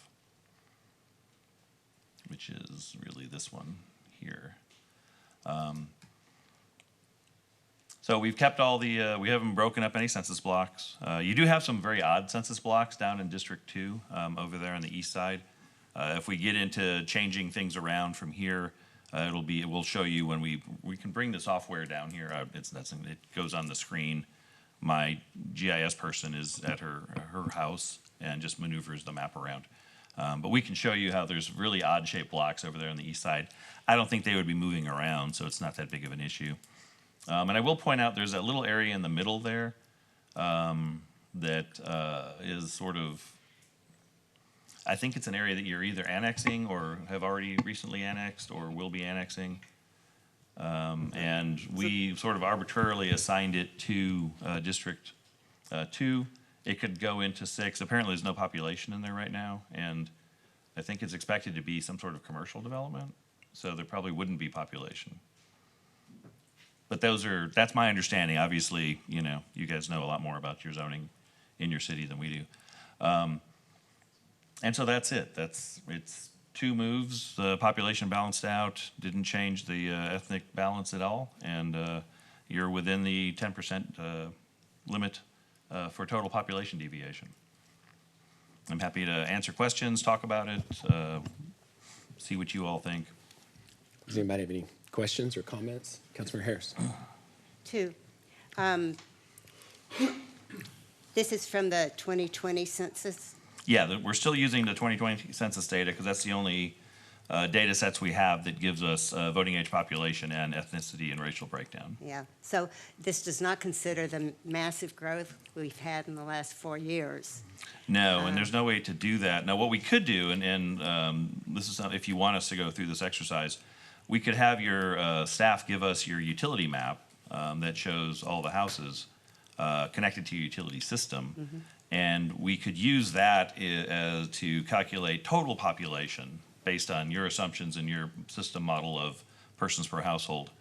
And we could check that against what's here to see if, is it wildly out of balance? Like if there's been a ton of growth over in 4, we may have put too many people into 4 using the 2020 census data. But if there's been growth in 6 and 2, we could see that too. But that's an exercise that doesn't get us the ability to draw from that because we don't have the voting age population or the racial and ethnic breakout. So it would be interesting to see and would sort of give us a preview of when we get to the 2030 census, how far out of whack you are at this point. But you're growing, you're going to continue to grow.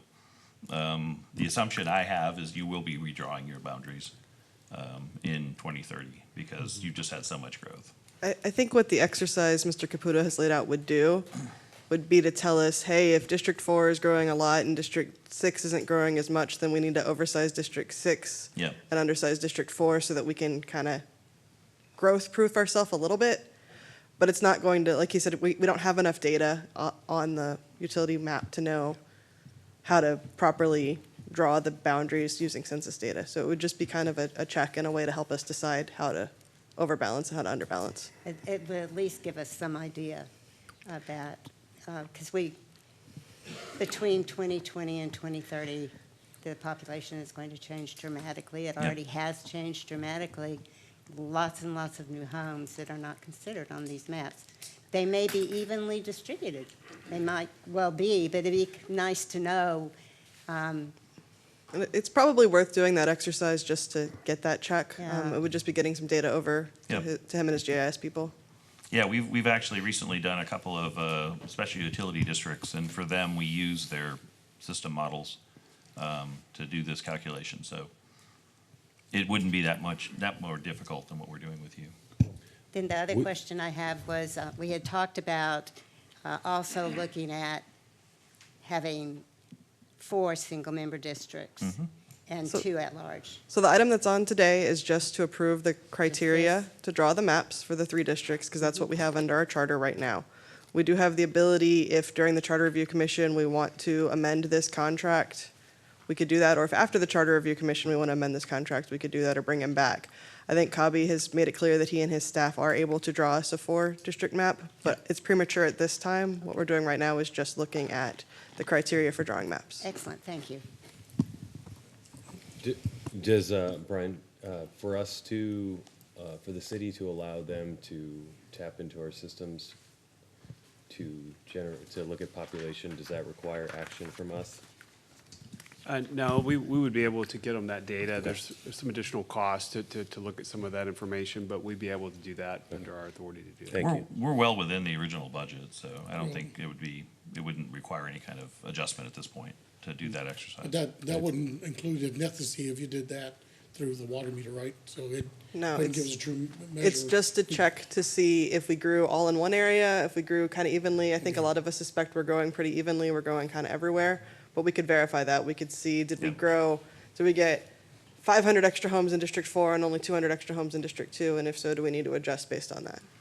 Because again, we can play within that 10% deviation. As we've done here, we kind of overloaded 4 a little bit and then underpopulated 2 and 6, and we could shift that around fairly easily, it seems. Yep. So the last thing is the map. Did you check and see where all the council members live? Did you make sure you didn't? We did not, it's not on this map, but we did not move any council members. We do have that information, and you are plotted on our maps. Because it looks really close to my house. Yes, it is. Yes, it does, Robert. I wasn't going to pick on anybody in particular, but It sounds good. I was like, one of you is at the very edge of your district. it sounds good. All right, thank you.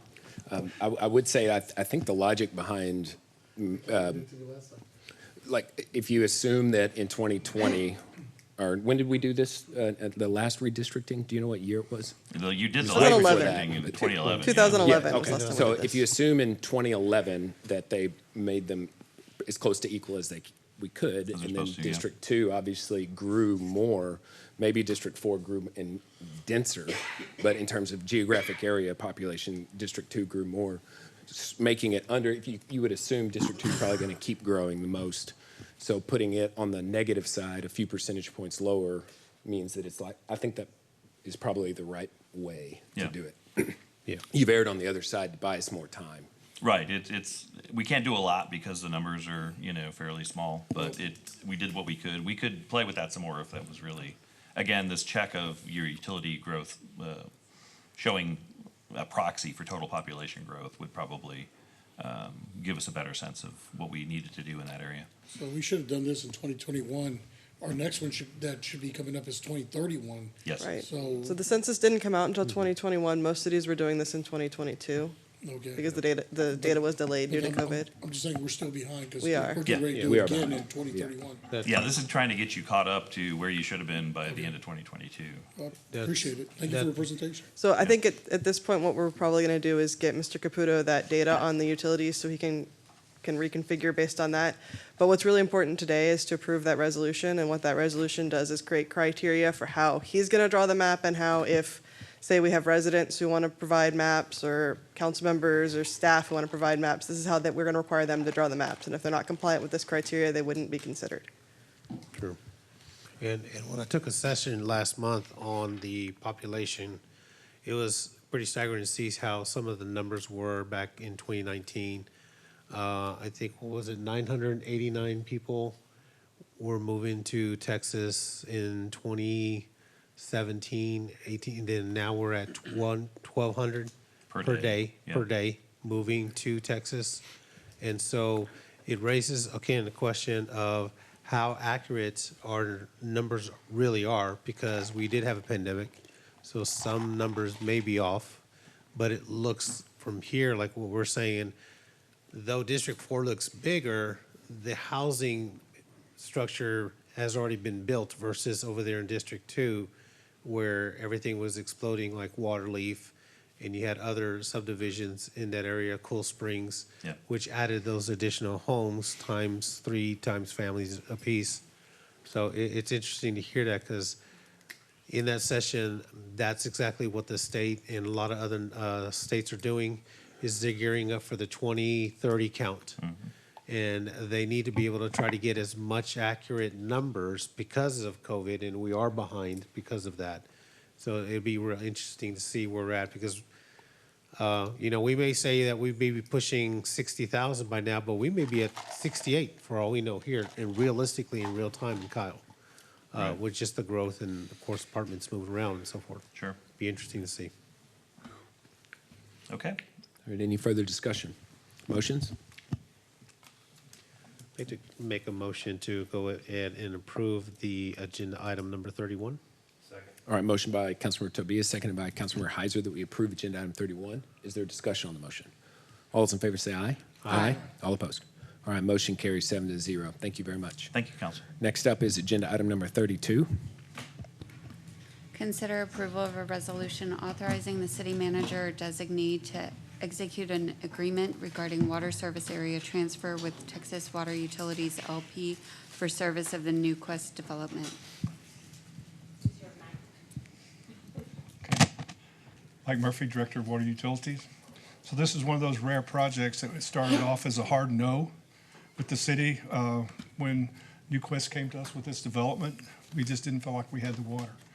So with with city manager's leadership, with the city attorney's leadership, with Amber's leadership on the assistant city manager side, and having a developer that was willing to work with us, we turned a hard no into a maybe.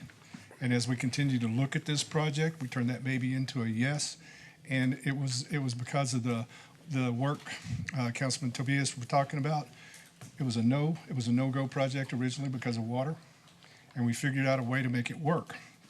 So we're asking you tonight to consider approval of a resolution authorizing an agreement regarding water service area transfer.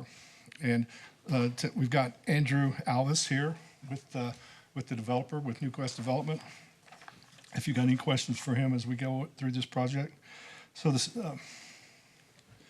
city entered into a development agreement for the Newquest Development in December of '23. Newquest Development is located in the Water Certificate of Convenience and Necessity, the CCN, which is a term you hear all the time in the water circles, but so it belongs to Texas Water Utilities. Texas Water Utilities had an original agreement with Newquest, but basically said that they would not be able to provide the water necessary for this. And so this project was sort of dead in lack of no pun intended, was sort of dead in the water at that time. So Newquest approached the city asking us if we could provide water service. We said no, it's too much water. But then, like I said, with the leadership of the city manager and with the willingness of the developer to work with us, this incredibly important piece of development is now going to come fruition. So Newquest Development is located just off of I-35 near Kohler's Crossing and Beebe Road. This is a mixed-use development that will bring retail and entertainment options to the city of Kyle. And you can see how it's all broken out there, and you can see why this project is so important to the city. So Water Utilities has worked with STV, which is one of our very best engineer firms that does our modeling for us, and they're doing many other projects for us also. The city's consultant for the Water and Wastewater Master Plan to determine if the city has adequate capacity to provide water service to the area. And based on available information related to the demand and capacity, the city can now, we have figured out a way to serve this project. And the way we're able to do that, working with the developer, is we're going to do a phased project because we know we've got water coming and we know what we have on hand. So working with the developer to phase their development accordingly, we're able to say yes to the developer and we can move this project forward.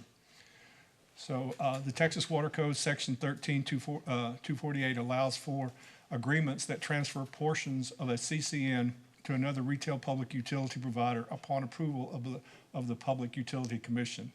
A public hearing is going to be required today as a part of this process. The city and TWU have both agreed to terms of the CCN, and the city attorney, if you need more details, she can go into that. But we are recommending approval of this resolution authorizing the CCN transfer. Take any question. All right, thank you, Mike. Does anybody have any questions? We do have a public hearing on this item. If there are no objections, I'm going to open the public hearing. Public hearing is now open. Is there anyone who wishes to come forward and speak? All right, seeing none, public hearing is now closed. Councilman Tobias. All right, thank you. I know this has been something that had been worked on for several years now. And I'm just curious to know why the TWU is now backing off. So the ask for this project was several 100,000 gallons, but they're outside their existing permit, and they're not going to be able to take on additional projects without additional water, and that's why we worked with them on the other project that we brought up tonight. They were not able to provide water or on that project without our wholesale contract. But right now, they're outside their existing permit and not allowed to provide additional water. So they're outside their existing permit. Right.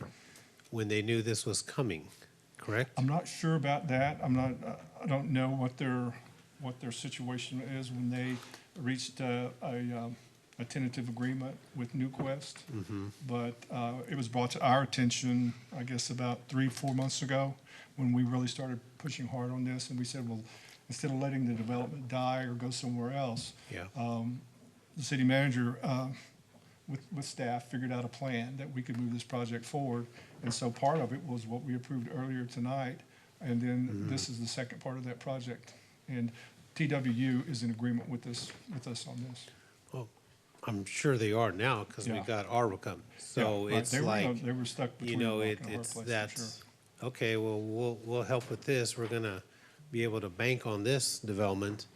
But now that they know, well, we got ARWA and they're realizing probably now that they're not gonna be able to bring in the gallons of water that they were promised in their area. Again, this goes back many, many decades of that area. It was Monarch and now it's here. And so it's interesting how now that they're wanting to go this route when they probably knew we were getting these Maybe big so. pipes coming in. So it's like and so I think that's where we as council just moving forward. I think we just kind of be careful on some of these things here, but I agree. I know that this was something that I had supported, and again, we're talking about water, and we're talking about investment and so forth, obviously, and of course, it's gonna bring retail, it's gonna bring other things. I'm just want to make sure that we're not always backtracking on some of these contracts at the very end when, if they knew that this was coming. I'm not sure they had a contract. Yeah. I think they were at the contract stage. I don't know if, Andrew, you want to say anything to that? You wanna come on up? Yeah, thank you, sir. So what happened? Council. I'm Andrew Alvis with Newquest Properties. Yeah, we were actively negotiating the contract when they just went silent for a little while and came back and just told us they didn't have water to serve. So, I mean, we're trying to get that will serve letter and weren't able to. So, Weren't able to get it through. So how many gallons do you think we probably will be needing to supply this development with? Yeah, so right now, the average daily demand is going to be around 110,000 gallons per day. The maximum daily demand, is going to be around 180,000 gallons per day, which we feel very comfortable that we can provide that. We did our modeling. Okay. And like I said earlier, part of the 1626 development site, by installing that 350 million, or 3.5 million gallon ground storage tank, is going to shave the peak off, specifically this project that showed up in our modeling. And as a result, we're looking at around 110,000 gallons per day for this current phase. And as they grow into the project, at some point, we'll be getting the Alliance Water online, which will be able to handle whatever additional flow that they've got, or demand that they've got. Okay. So we're gonna be barely making the threshold on, you're saying that they're gonna be pushing 110,000? And then we have up to 180, that's still 80,000 gallons, correct? I just wanna make sure. No, that- I think the point Mike was trying to make is an average of 110. The peak day for that particular development is 180. We've got a 3.5 million gallon tank, which helps us manage the system of how much has to be pumped to the actual site if you're having that peak day usage or peak time usage. Okay. But the ARWA water coming in is 1.73 million gallons per day in at least the first phase, and another 2.3 million gallons in the phase in 2027. So it's kind of putting all those things together, looking at the capacity of the system and what we can pump at any given time. And those are the calculations that we went through with our engineering team, Mike Murphy and his staff, and really kind of scrubbing the numbers too from the Newquest deal to really make sure we truly understood what was the demand and when that demand was. And when we first started working through this, we thought those numbers were higher than what they actually ended up being. And so we actually went back and back tested those numbers to see what some of the uses were, how they were actually performing in other similar developments, and we were able to calculate that. So I hope that answers the question. There's a lot of pieces to it, but looking at it, it's not something that's just barely making it. We have the capacity to serve the development. And it's also the timing. It's 2025 is just around the corner. It's hard to believe. But we'll be starting construction if this project goes. That construction will be starting middle part of 25, and it's really late 26 or 27 before it would actually be online. So it's looking at the timing of the project too, with all the water supply and the projects coming on that Mike's been talking about. Okay. It's not And then- happening tomorrow. So will we now be able to get some conservation practices in place and requirements since we're gonna be taking on the water if this gets approved? So that way, we'll be able to, have some kind of conservation measures in place. Yeah, so our water master plan is scheduled to be complete the first quarter of 2025. Okay. As part of that master plan, STV, who does our modeling, Okay. is working on our water master plan. And in that water master plan, we will have an updated water conservation plan, which will include commercial and residential. Okay, and so this will all be city water. Yes, sir. Councilmember Harris. So all of this property either is annexed or will be annexed? Maybe just, That was all part of the deal. Thank you. yes, ma'am. And just remember, I just want to point out that out of this project, we get our Colors Crossing infrastructure as well, which is really important for connectivity from throughout our city, from the hospital all the way to Colors. We're now going to have the infrastructure in place thanks to this project. So it's an important bypass for us infrastructure-wise. Just to make a quick comment too. Brian, thank you for, mentioning how we do back calculations. We compare similar size developments like this in other cities to see the peak capacity. And I know that we're calculating what's gonna come online, when it's coming online, what currently the permit numbers are. If we have developments that are right on the threshold or really close to risk, we won't do those, right? I mean, we would not be,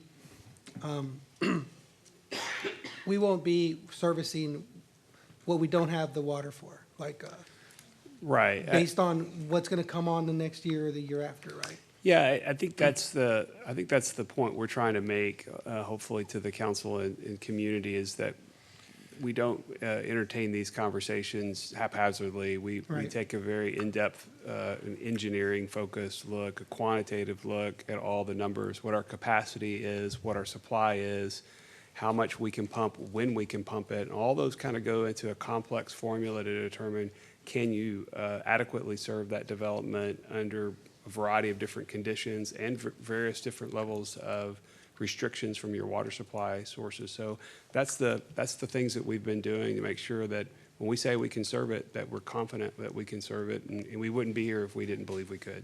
Thank you. Yeah, it's, sometimes the people do not understand it. It's not just the luck of the draw. We do this because it's designed to have what we know we can serve. Yes, sir. I think, another piece of the calculus that goes in, Mike and I meet every week on water, every Monday afternoon. It's a lot of fun. But one of the things we've been doing is looking at all of our developments that we have coming online and the number of LUEs that have been promised to each of those developments, and then trying to really understand what is the true timing of those developments of when they're coming online, because it may be it's 3,000 units or 5,000 units or 7,600 units. But we're finding that maybe they don't need quite as many LUEs as they thought they needed or as soon as they needed. And so as we're able to update those models and show a more accurate comparison or a usage of the LUEs over time, that also helps us tremendously in making those kinds of arrangements. So a Waterstone deal that we did, we were able to shave off 1,600 LUEs just on that one development alone, which is more than offsetting this development. So it's a complex formula. You're going to get a lot more information on that when we bring forward the water master plan, and we'll walk through that in detail with the council so you can truly see all the numbers. But again, we're confident we can serve it, and I think we really spent a lot of time over the last year putting together the tools, the models, the personnel that can adequately look at all that information and give you an answer. And I just want to say, I think you mentioned to us that Newcrest was going to help with some of the ARWA lines or something? Since in getting the water? No, I may have tried to clarify that. So there's impact fees that we'll collect from this development, which we would otherwise not have collected. So it's approximately $2 million.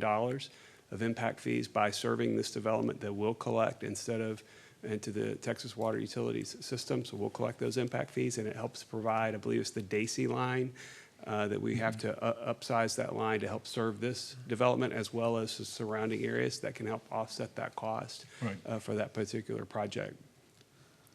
Okay. Thank you. All right. Any questions, any further questions, discussions, motions? Mayor, I'd like to make a motion to approve agenda item 32 as written. All right, motion by Mayor Pro Tem, seconded by Councilmember Heiser that we approve agenda item 32. Is there discussion on the motion? All those in favor say aye. Aye. All opposed? Nay. All right, motion carries 6-1. Thank you. All right, next up, agenda item 33, consider directing city manager to evaluate the needs and advantages of implementing a K-9 unit. Councilmember Parsley. Thank you. So I have seen that over the years, the K-9 unit has been brought up several times. In June 26, 2021, then we did it again in July 2022, and May 12th of July 2022. Has always been proposed a K-9 unit, and it seems that we have never been around it. So about 2 weeks ago, I had some very brave students to reach out to me talking about issues regarding drugs and narcotics in the community.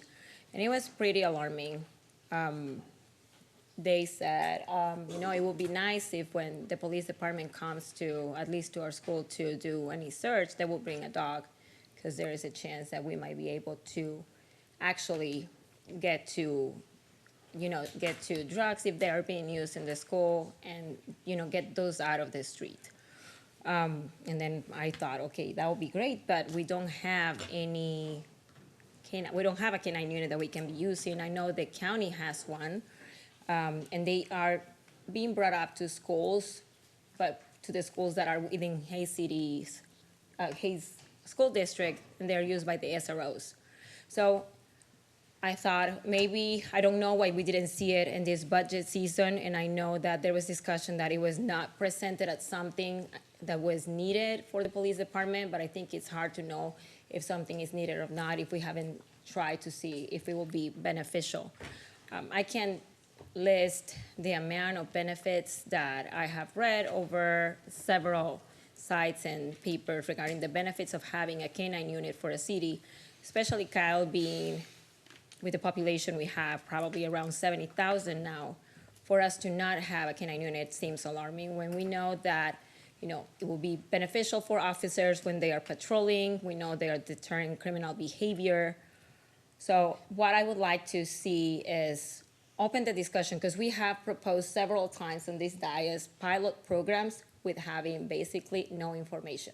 There is so much backup material regarding K-9 units that has come to different budget seasons before that I don't know why we have not considered it.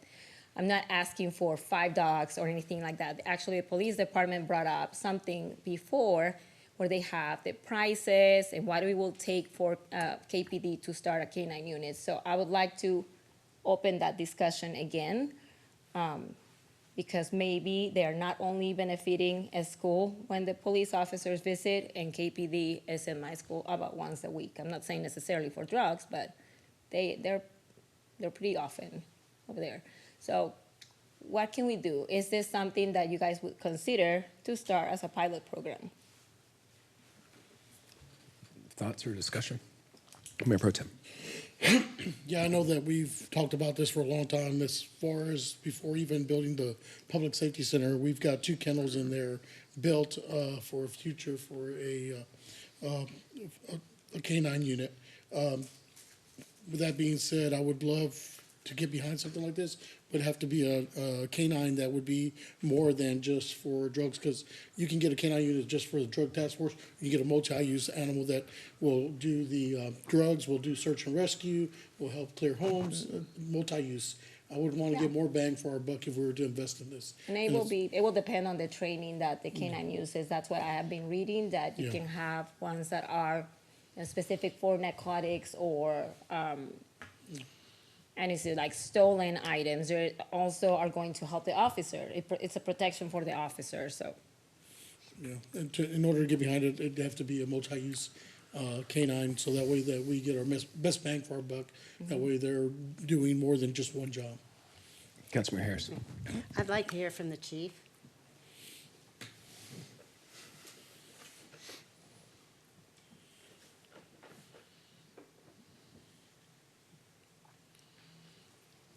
Thank you, Chief Barnett. I'd like to know what your opinion is of the K-9 units in areas that you're aware that have them in perhaps the Central Texas area, and how effective you think they would be for your unit and if they are necessary. Sure, thank you very much. Jeff Barnett, Chief of Police for the record. So first, police canine services, service animals are outstanding for providing a safer community. They help rid your community of drugs. They help track down people that flee. If we do what they call a dual-purpose dog, it's not only for narcotics, but it's for other police purposes, searching buildings for suspects, burglary suspects, looking for people who flee from stolen vehicles and whatnot. You can save a lot of man hours, staff hours in looking for people that run into the woods. Dogs are a little bit better at tracking than obviously us humans. So they can certainly add a great benefit to a police department. They're very worthwhile. I mean, there's nothing really that you can say that's negative about a police canine program. Councilmember's right. We've discussed it throughout many budgets over the years. At one time, the council even, on a night when there were 6 here, took a 3-3 vote, and then needed to bring it back when there would be the 7th vote, and then on that particular vote, it went a different direction. So we've talked about it a number of times over the years.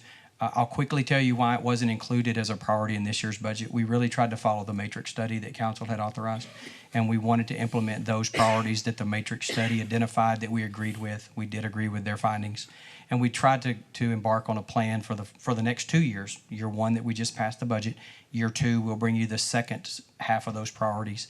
Certainly doesn't mean that we couldn't bring a canine and additional things, but we're really trying to follow that matrix plan that the council had authorized about a year ago.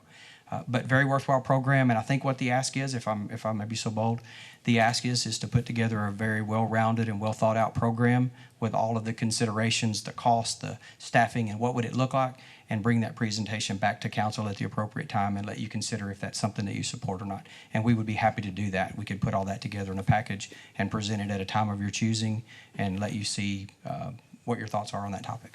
Can I make a comment regarding the matrix study that was done? So I was looking at different cities that have done matrix studies regarding to see if like maybe a canine unit would be beneficial. And although there was not a program initially and it wasn't identified as a need, they have brought it up initially like to one dog. And what has been done is this, everything is documented on the benefits that the canine unit will do to the police department to be evaluated in the following budgets to see if it needed to be increased, if the program needed to like be expanded. So I'm saying I understand that the matrix study did not provide, but I find it interesting that it has been brought up several budgets before, and it hasn't been, we haven't done anything about it, so. Sure, yes, ma'am. They can be very valuable programs and bring added value to the department and added services. We have a number of people that flee from the police department now. It seems to be more of a trend now than it was in recent years. People flee from departments in hopes that they will not pursue, and those dogs can make it safer for the officer. When you send officers into a building or into the woods to look for somebody at dark, it puts them in a very dangerous situation. These canines are better equipped to make that tracking and to follow scents and track fleeing suspects. So anything we can do to make our officers safe is definitely a good idea to have on your department. I've kind of told you, we kind of followed that matrix staffing study this year for your review, but we're not opposed to it, and we'd love the opportunity to come back and present you all the pros and cons and bring you the associated costs and staffing and equipment to bring that program to fruition. Again, there are several matrix studies, and none Sure. of them have come back with the need for a canine unit. Yeah. So that's what I'm talking about. We have initiated several pilot programs in here that did not have a matrix study behind them, so. Yeah, and we currently rely on the Hays County Sheriff's Office or San Marcos PD, and they're not always available, so we certainly call upon canines that aren't available. Having one would put that at our disposal more often. But we can bring you a well-thought-out program that'll show you how many calls for service that we typically call for a dog, and they're either available or not right now, and give you all the information, hopefully, to make a decision. Councilmember Zuniga. Chief, yeah, so I think it's something I would entertain thinking about, but I also want to see the cons of it, because what is not reported is the number of lawsuits that cities do end up in when the canine bites an innocent person.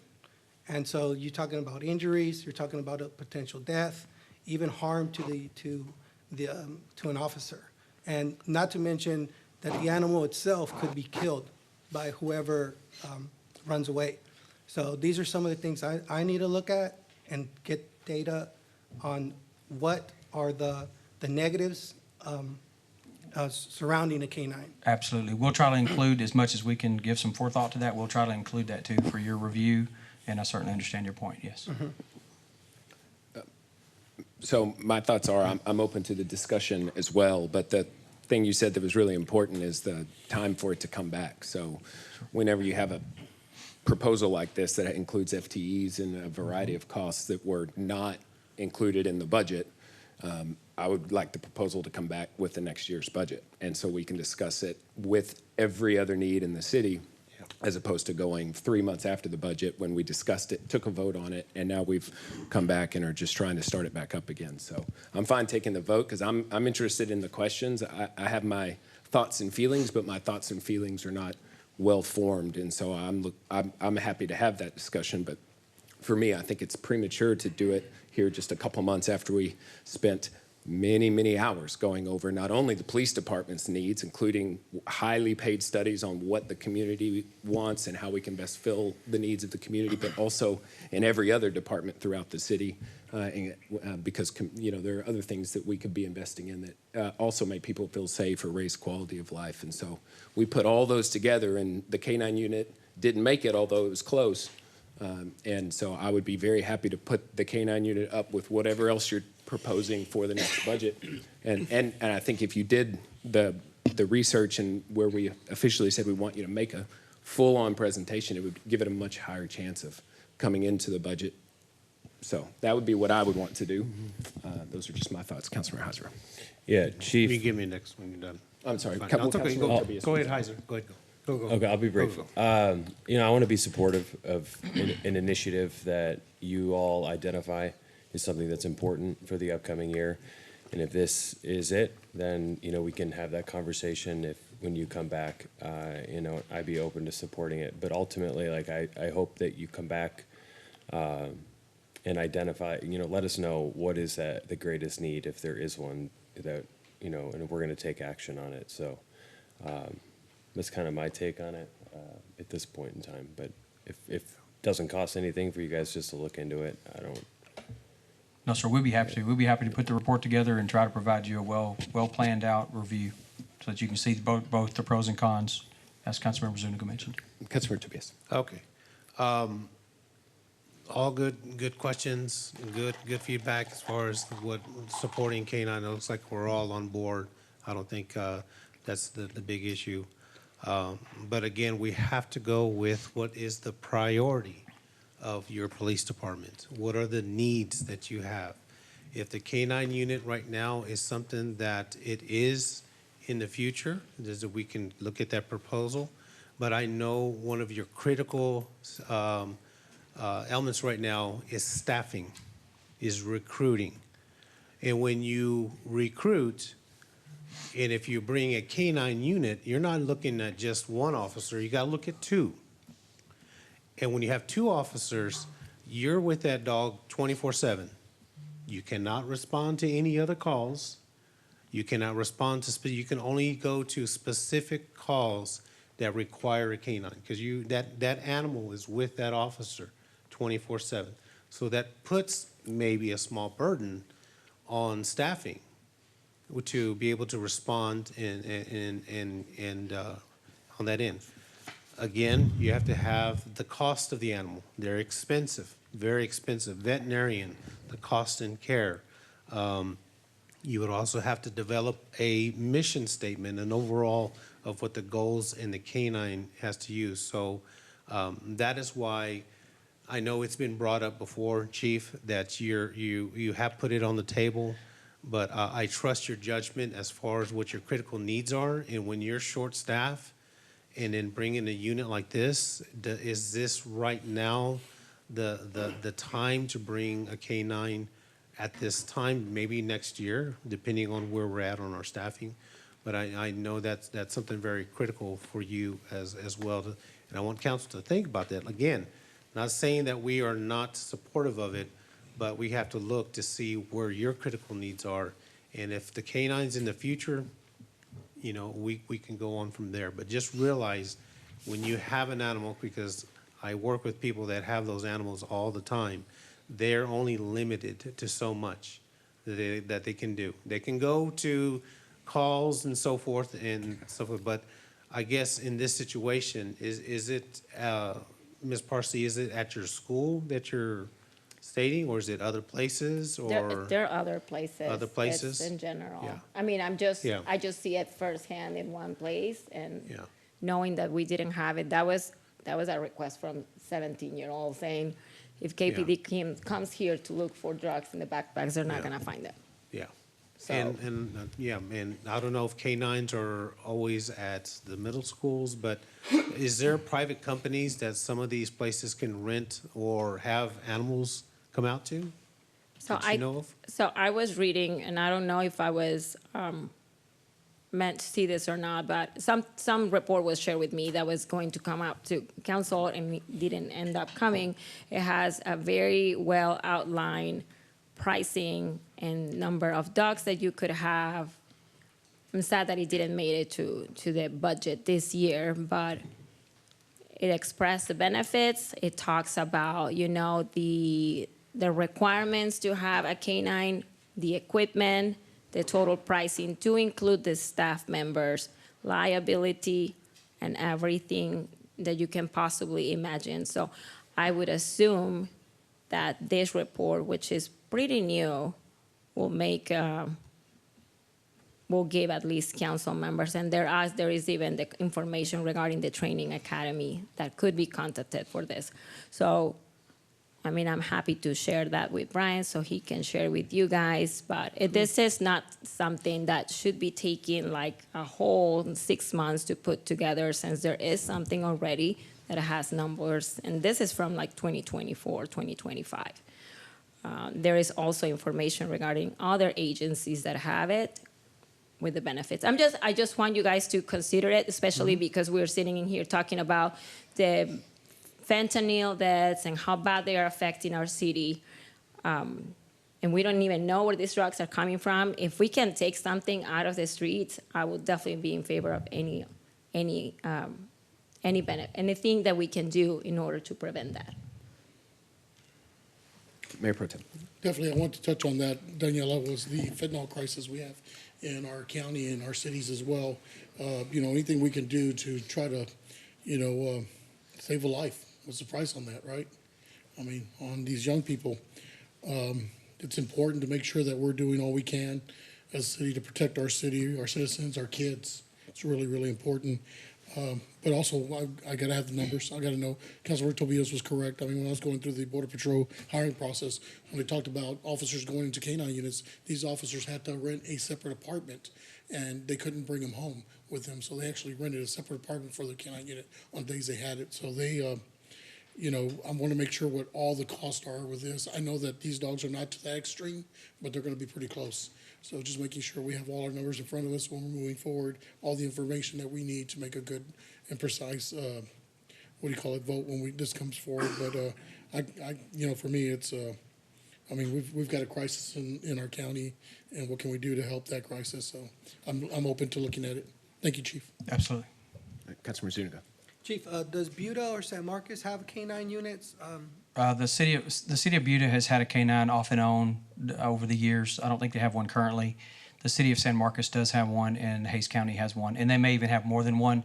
But I know that those are two of our agencies that we call first, depending on the level of importance as to whether they will call their officer if they're off duty and whatnot. It has to be a really significant need for them to call back an employee to work and come to Kyle to bring their K-9. But they're great partners, and when they're available, they come and support us, and then when they're not, they're not. So. Yeah, we'll bring you back a full report. It's a great opportunity to share with you about the opportunities for a K-9. They do great work. They do They're great for the community, great for the department. They can increase safety and help you find drugs and do a lot of great work. We'll try to package it all together with the pros, the cons, the costs, the staffing needs, the equipment needs. What does it look like for the operations if we have a K-9, and bring it back to you. We want to do that. We're excited to do that. So we'll prepare it. I'll coordinate with the city manager and make sure that when you're ready, the report's ready. And I think we can get it in days and weeks. It's, from my standpoint, we can have this information sooner rather than later, so it's not a 6-month to us. I think the thing we'll want to do is just present that in the context of all of the needs of the police department. So the mayor's comments about all of the needs of the city are also something for you to think about, as how do you want to evaluate this in that context, but also the needs of the department. There's many other needs, if you remember from the budget presentation, we identified a number of things for year one, and there were several other positions, I think 12 or 13. Correct. In year two. This was not one that was proposed. So this would supplant or take the place of one of those positions or one of those other needs. And I want to make sure you understand that if you decide to make that decision. Again, I think the chief and I are both supportive of looking at the concept. I just want to make sure you understand all of the trade-offs of when you do that. It takes the place of something else. There's only so many resources that we have. So we can get that for you and make sure it's presented to you whenever you're ready. Thank you. I think just so that there's not future conflict, what I'm hearing is two different things. One is like next council meeting, we're voting on stuff. No, I The wasn't other is asking next for that. budget No. cycle. So can we at least try to be clear amongst ourselves so that staff can get good direction as far as like, So right we now, want to look what at this what we're in the asking next for right budget? now is an evaluation, and to give us pricing, to give us the pros and cons, and come back and give a presentation is all we're asking for. So that will be, I think that will be the direction, is for maybe chief to come back and make a presentation regarding the benefits and the costs that are associated with it, and then for council to take a vote and whether they want to wait for, the next budget season, if there is a need to, if there is a possibility to start something smaller, and I'm not asking for initially I wanted a budget amendment, but I understand that you guys need to do evaluation about this, so. I think we'll put together the report very quickly. I'll coordinate with city manager. We'll let him know that it's ready. I'll make sure it seems to answer all of your questions and things that you would want to see in a report. And then it'll just be available, and we'll be ready when mayor and council wants to hear that presentation, whenever that may be. All right. Thank you, Chief. Yes, sir. All right, next up is agenda item number 34. Consider directing the city manager to develop a housing strategy for the city of Kyle that creates a summary of our current housing inventory, affordability gaps, and strategies for diversifying our housing options moving forward. Councilmember Heiser. Thank you, Mayor. Growing city like ours, I think at this stage of our development pattern, we really need some more guidance in how we can complete the full picture that is the city of Kyle. And there are several reasons after doing a lot of research as to why and how a housing study could help us and help this governing body move forward. And I'll just kind of quickly go through them. Number one, understanding our current housing needs. What does our stock of housing look like? Availability, affordability, diversifying our options in terms of the types of housing. Anticipating the future demand of housing. I read an article in our own community impact that says Texas needs 306,000 more homes to meet demand, and that we've been behind in filling demand for housing since the year 2000. It promotes equitable development across our city, which is a conversation this body likes to have. It can help attract the right kind of investment in our city. It can help to guide land use and zoning policies. It can provide us improved infrastructure planning, which is something that is very top of mind for all of us. And I think also it can help enhance economic competitiveness with jobs and bringing the right types of jobs in here, different types of people, and help foster economic growth when we have housing options that are affordable for all types of people, whether it's families, seniors, et cetera. So what I'm asking for is for this body to consider directing the city manager and staff to take a deep dive into our current housing inventory and come back to us with a plan and some guidance for how staff and council can work with future development to make sure that we are creating things that we don't have and work for everybody. Anybody have any thoughts on that proposal? I will say that I've long been curious to know what the breakdown of our housing types were. I mean, we get very limited data between single family, multifamily, and commercial, but to be able to like truly break down the housing types and I mean, I'm sure we probably have some of that already, but I think if we ever could develop a strategy around such a thing, that would be good. I mean, our comprehensive plan is a form of what you're discussing, right? Because it allocates, but it doesn't have the data. So I guess what I would say is I like the data part of what you're saying more than, and maybe the data could form a strategy, but.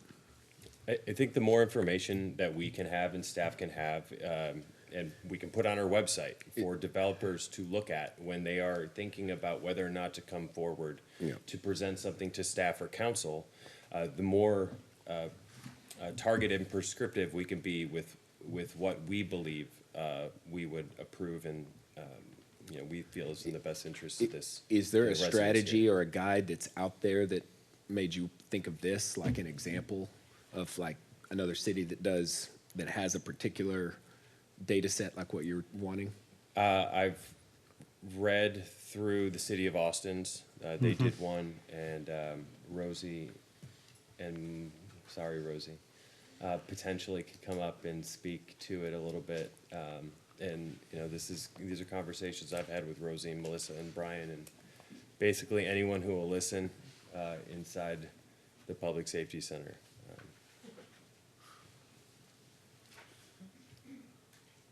Resi Trulove, Director of Administrative Services.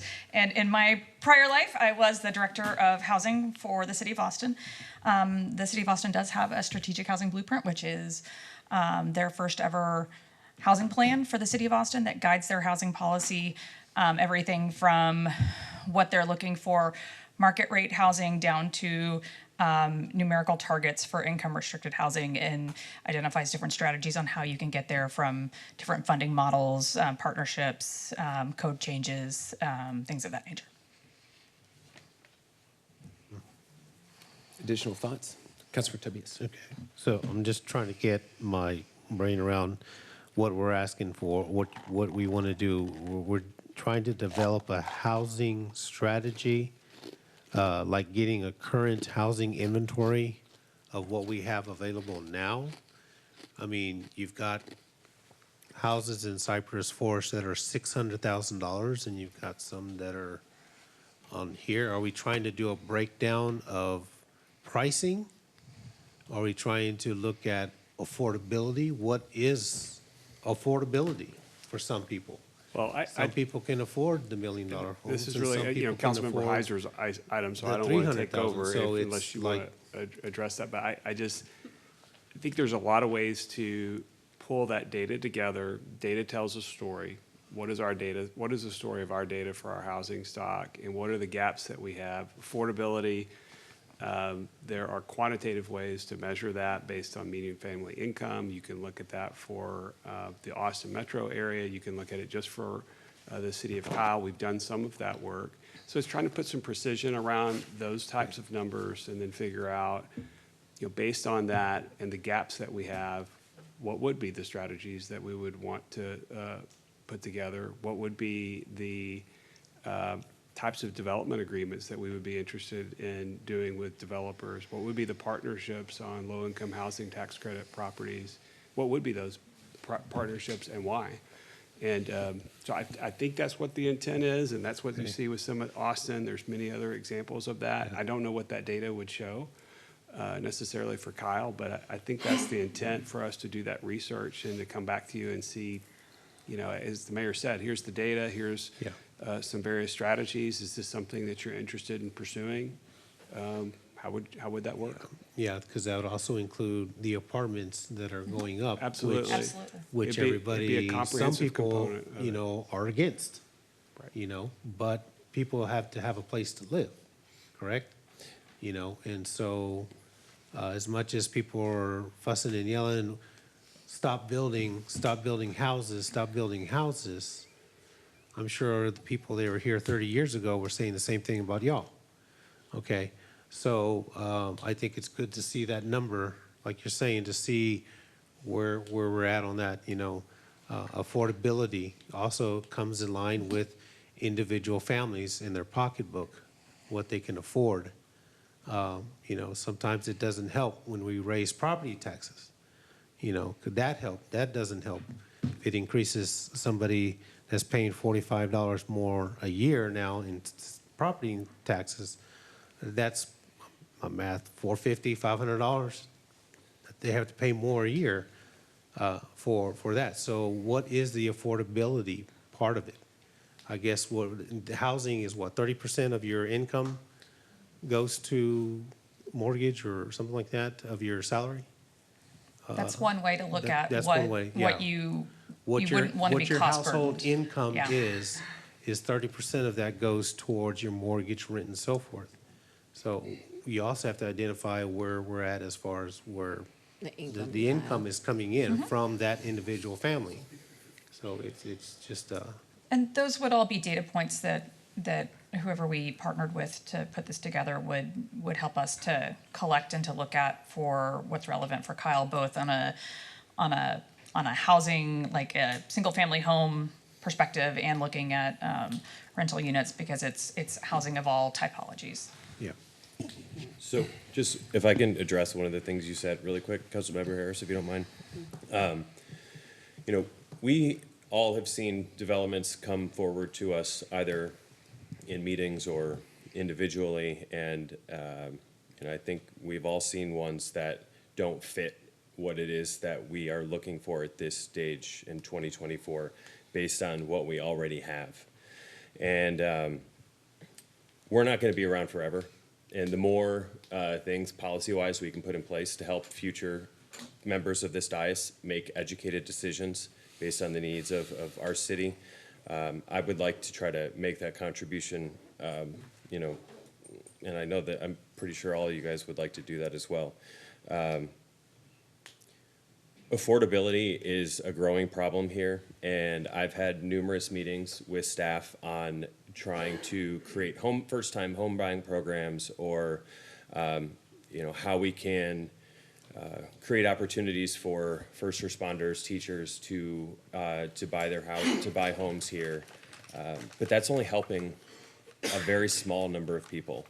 And what I would like to try to do is come back with, is if this succeeds, as staff comes back with a data set that will allow us to make more educated decisions so that we can help development at scale become more affordable, instead of just doing these one-off small programs that are helping 5 families possibly buy a house for the first time.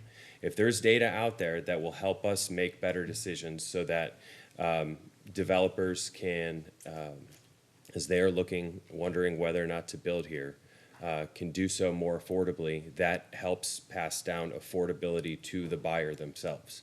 And that is how we will create levels of affordability that don't exist in our city. And looking at the region, that is something that is lacking, and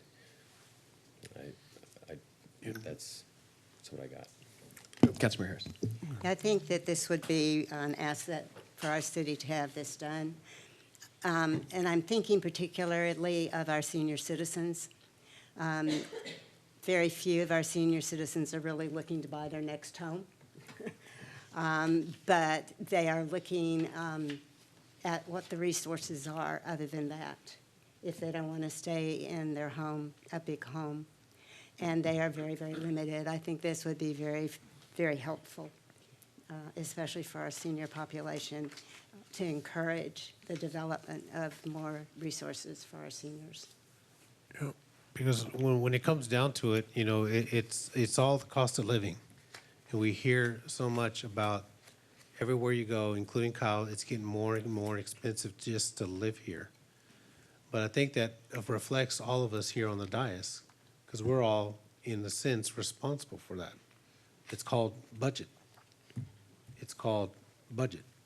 And even though I didn't have an opponent, I did speak to a lot of residents, and these are the 4 things that a lot of people agreed with me on this. Stop raising property taxes.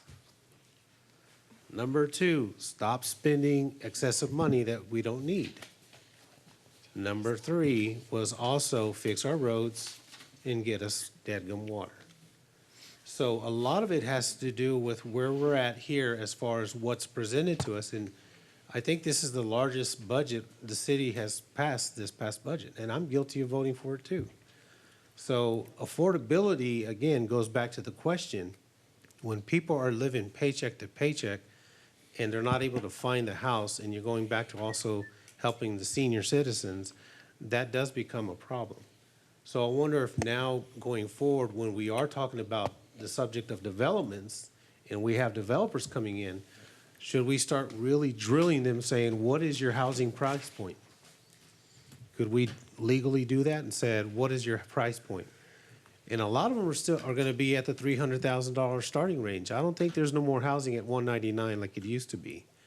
But that's kind of where some people are at right now because of the way inflation is. Gas is over $3 a gallon. Milk's what, $4? The other day I spent $9 on a case of soda.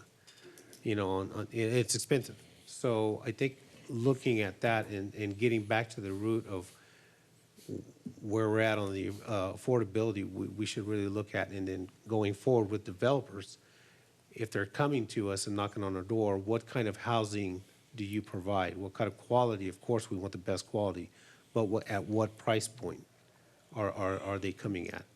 And it's hard for us to say, well, if you're not going to be selling a house over here under $300,000, we're not going to approve your development.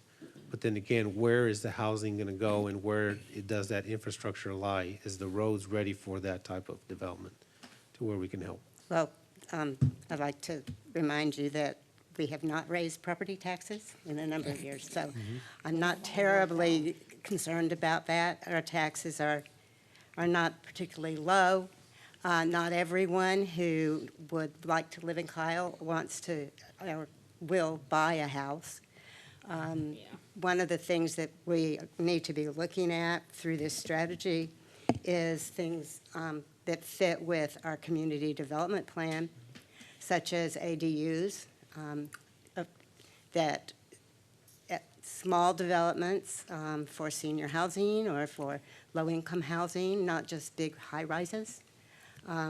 So there are a number of things that we can do to make sure affordability. We don't need to be necessarily thinking of single-family home. There are other methods of providing housing that are effective and are desirable. Yeah, I just wanted to make sure when we do this, we take everything into account. I mean, the reason we are still growing is that we are still affordable. If we weren't affordable, we wouldn't be growing so rapidly as a city. But yeah, we didn't raise taxes. Our ad valorem rate stayed the same, and that's why I voted for this budget, because we did not raise taxes. Unfortunately, property valuations did go up. That's something we have no control over. I mean, that's something we have no control over, and I know because I really took a deep dive in that. But one of the things that we always look at is everything across the board, making sure that we're looking at what our housing is, what types of housing we have, and what other factors affect. I mean, keeping utilities rates at a good level, keeping which we don't have any power over PC, but you know, making sure when we have a contract with them that we're doing our best to negotiate the best rate, making sure that we're doing everything we can to keep our water rates. Look, honestly, I used to think we paid high water bills, and now I'm meeting other people from other cities that are paying way more than us, and it's kind of astounding. So we're still doing pretty good as a city, and that's why Kyle is growing so rapidly. People still want to come here because we're affordable, but getting the study done is probably important. I just want to make sure that moving forward, we're very careful on how we implement any procedure, and making sure that to keep the city affordable is that we do everything we can to keep it affordable as a city. You know, not just the dais, it's city staff and everybody together, making sure we're doing everything we can and we're spending in the right places for infrastructure and to keep the quality of life alive for Kyle. So I'm good with the study as long as we're real careful on what we're implementing. Okay.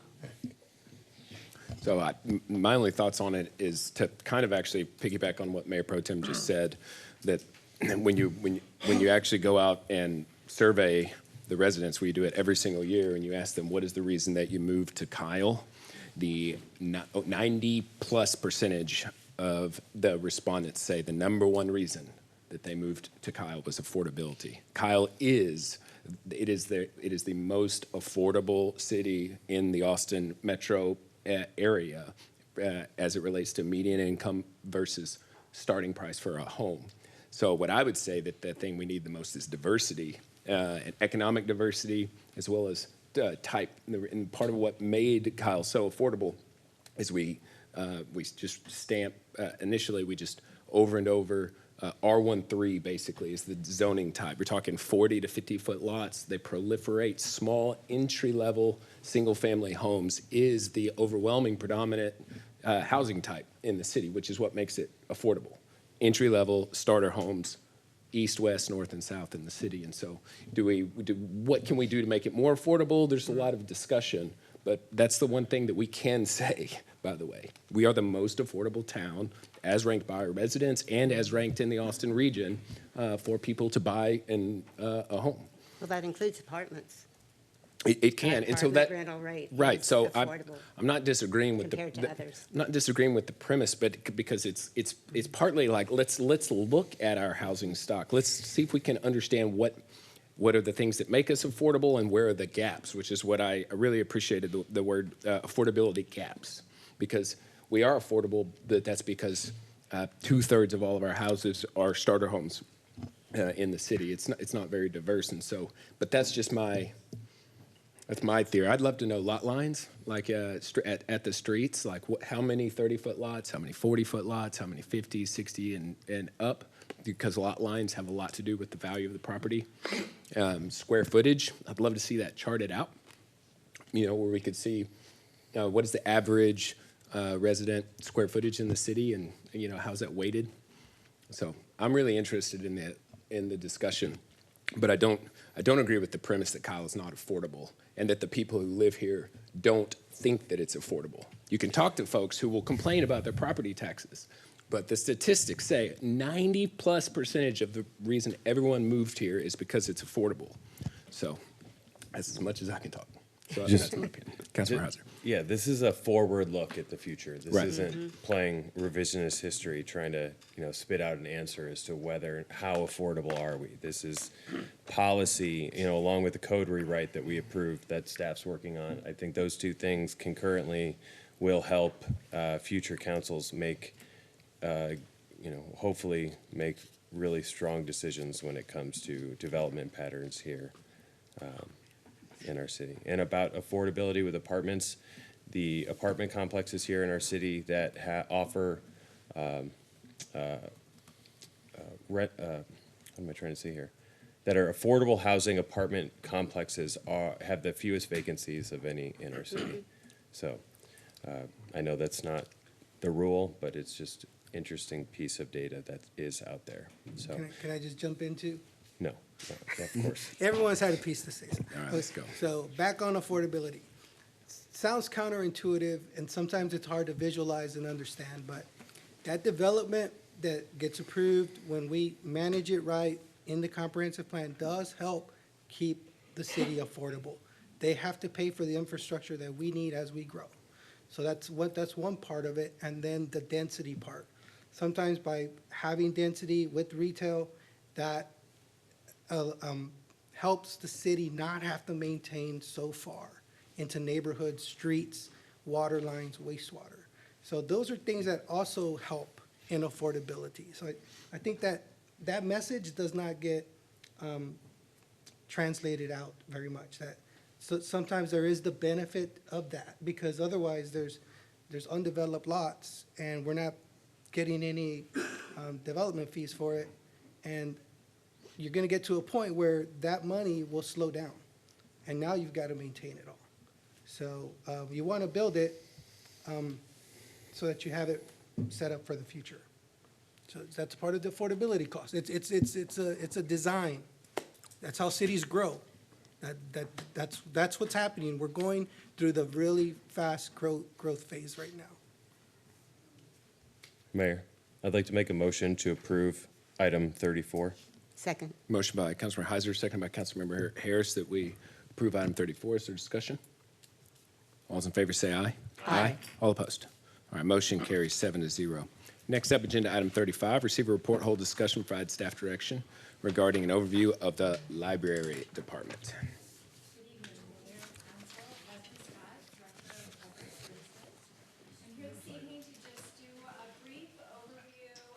the library department overall. This evening, we'll talk about our organizational structure, our successes this year, current improvements, what we have on the horizon, and some staff development. This is our org chart. We did make some changes this fiscal year to realign best director or assistant director and that sort of chain of command, if you will, in reporting. Some of our successes this year, many successful programs such as Colors of Kyle Tiny Art, which we're looking forward to launching again this next year, Teen Job Fair, Summer Reading Program, very successful, AARP Tax Program, and many others. We did add an additional outreach librarian, and we're excited for that growth. The reevaluation of procedures and implemented workflow efficiencies. We created a new unique mural in the children's area. It's very beautiful. If you've not had a chance to look at it, I encourage you to pop in and look. It's a beautiful tree. And then shared learning space converted to more functional space for utilization. We were awarded the TMLDA Library of Excellence Award. A policy revision team was created, and they're actively working on edits to bring to you for our policies. We put almost 6,000 DVDs back in their cases. They were behind the desk, and we found that that wasn't the most efficient use of our time. The budget was created by the assistant director and was passed, and then we did also pass a state accreditation as well. A few things about state accreditation. I've put 23 as our what we submitted, and then 24 unofficial because we have not applied yet for that. So our physical circulation side by side, you'll see that increased. Our electronic circulation increased as well. Our programs offered and program attendance will decrease, and that is due to standards that the state adjusted in our reporting that we will no longer count meetings that are not ours, programs that are not ours. For instance, an HOA. We cannot count that on accreditation as our own. That is a separate number. So that's why we will see a decrease and then a leveling out of a norm of programming and then attendance. And then our library visits as well, almost 80,000 visits in that fiscal year, which is awesome. Current improvement. Scott, does the, on the last slide, the increase, like if somebody rents out the space, does that count as a library visit, or is it completely? It is completely different if it is a booked meeting room. Okay. So that's why I used HOA as an example. If someone else has booked the room, that does not count as a library program. And so in the past, that was being counted, and accreditation has made that very clear that those are not library programs. But it doesn't even count as a visit, is what you're saying. Unfortunately, okay. Right now it does not on our counter because we the security that you walk into the library, that is the people counter, the tracking system. We are looking at more of a laser tracking on the doors that come into the lobby because those do count as visits. But what happens when even a family comes in and they attend an event, maybe one parent and child comes into the library, but maybe another parent stays into the meeting room, we only capture those two that walked in the door. So I would expect that to exponentially grow because we do get to count those visits. That building is a service in itself. Current improvements that are happening. We acquired some new furniture actually from the Public Safety Center for some teen use, and they're used all the time. They're beautiful and vibrant. We're utilizing existing furniture and technology for a more functional floor plan. We moved some study carrels out, and those are also used consistently. We're creating standard operating procedures, and our new security system will be implemented next month. The master plan scope of service proposal, I'll be coming to you very soon on that, and we're excited about what a master plan will offer us knowledge about what our library could be, should be, and what our public would like for it to be. The Book a Librarian launched as well. That's a one-on-one time with the library staff for more in-depth questions, just not those quick reference questions, but something that they need to sit down and have an actual conversation. Our logo and branding was updated, as you all know. 2 part-time staff increased to full-time. Our integrated library system is being cleaned up. That's just more about our cataloging to make sure that it's crisp and clean and clear. We, as an example, I did put some visuals on here so you can see just one example of changes we've made. There's a storage closet before, the during, and the after, implemented some new shelving. And then our seasonal program, we had been doing 1 month at a time, and now we're doing more of a seasonal. That is a way that families can look long-term what we have going on, not just month to month, but they may plan, our residents may plan on what's coming up that they could attend as well. On the horizon, we are looking at quotes for an interior carpet and paint. That's something I'll probably come to you next fiscal with, but we are exploring that right now, just to real freshen up. We're modifying shelvings for accommodations. We're investing in sound buffers. The library, because it is so open, it can be very loud, the noise travels. So these clouds, I like to call them the clouds, the blue, those are being assembled right now to hang down, and they're lightweight, surprisingly light, and absorbs an amazing amount of noise. We're looking at efficient utilization of space and the collection flow, and then additional programs as well. We're looking at our point-of-sale copier printer. That's in Marco's hands right now, actually. A creation of a makerspace where we'll have 3D printing, perhaps some iron transfers, sewing machines for the public to use, just very much that hands-on. We're currently in our Food for Fines forgiveness plan because we did away with our overdue fines. Right now we're having a tuna can drive, and it goes wonderfully with the mac and cheese drive that we participated with not too long ago. So you bring in a can of tuna, you have overdue fines. Every can takes off $2 of your overdue fines. We're investigating a more robust integrated library system.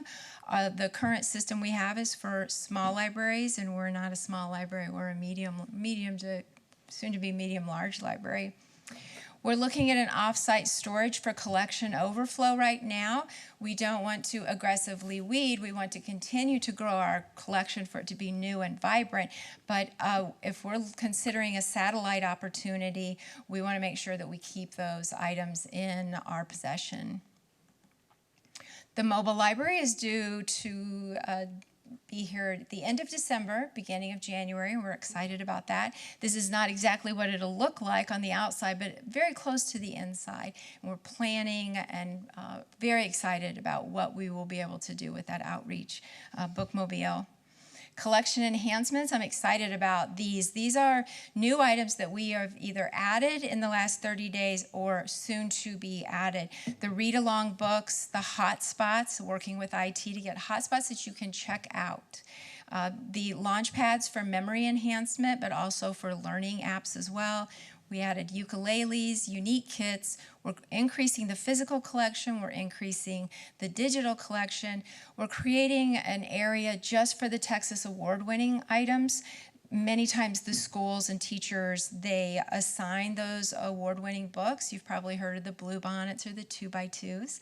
And so we're creating an area just for those so that those kiddos can come in and they know right what they're looking for and what they will get. And then we're also launching the 1,000 Books Before Kindergarten program.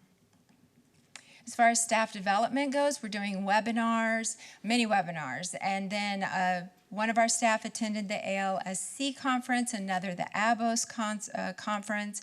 We're attending the TLA conference. One staff member is doing a management course.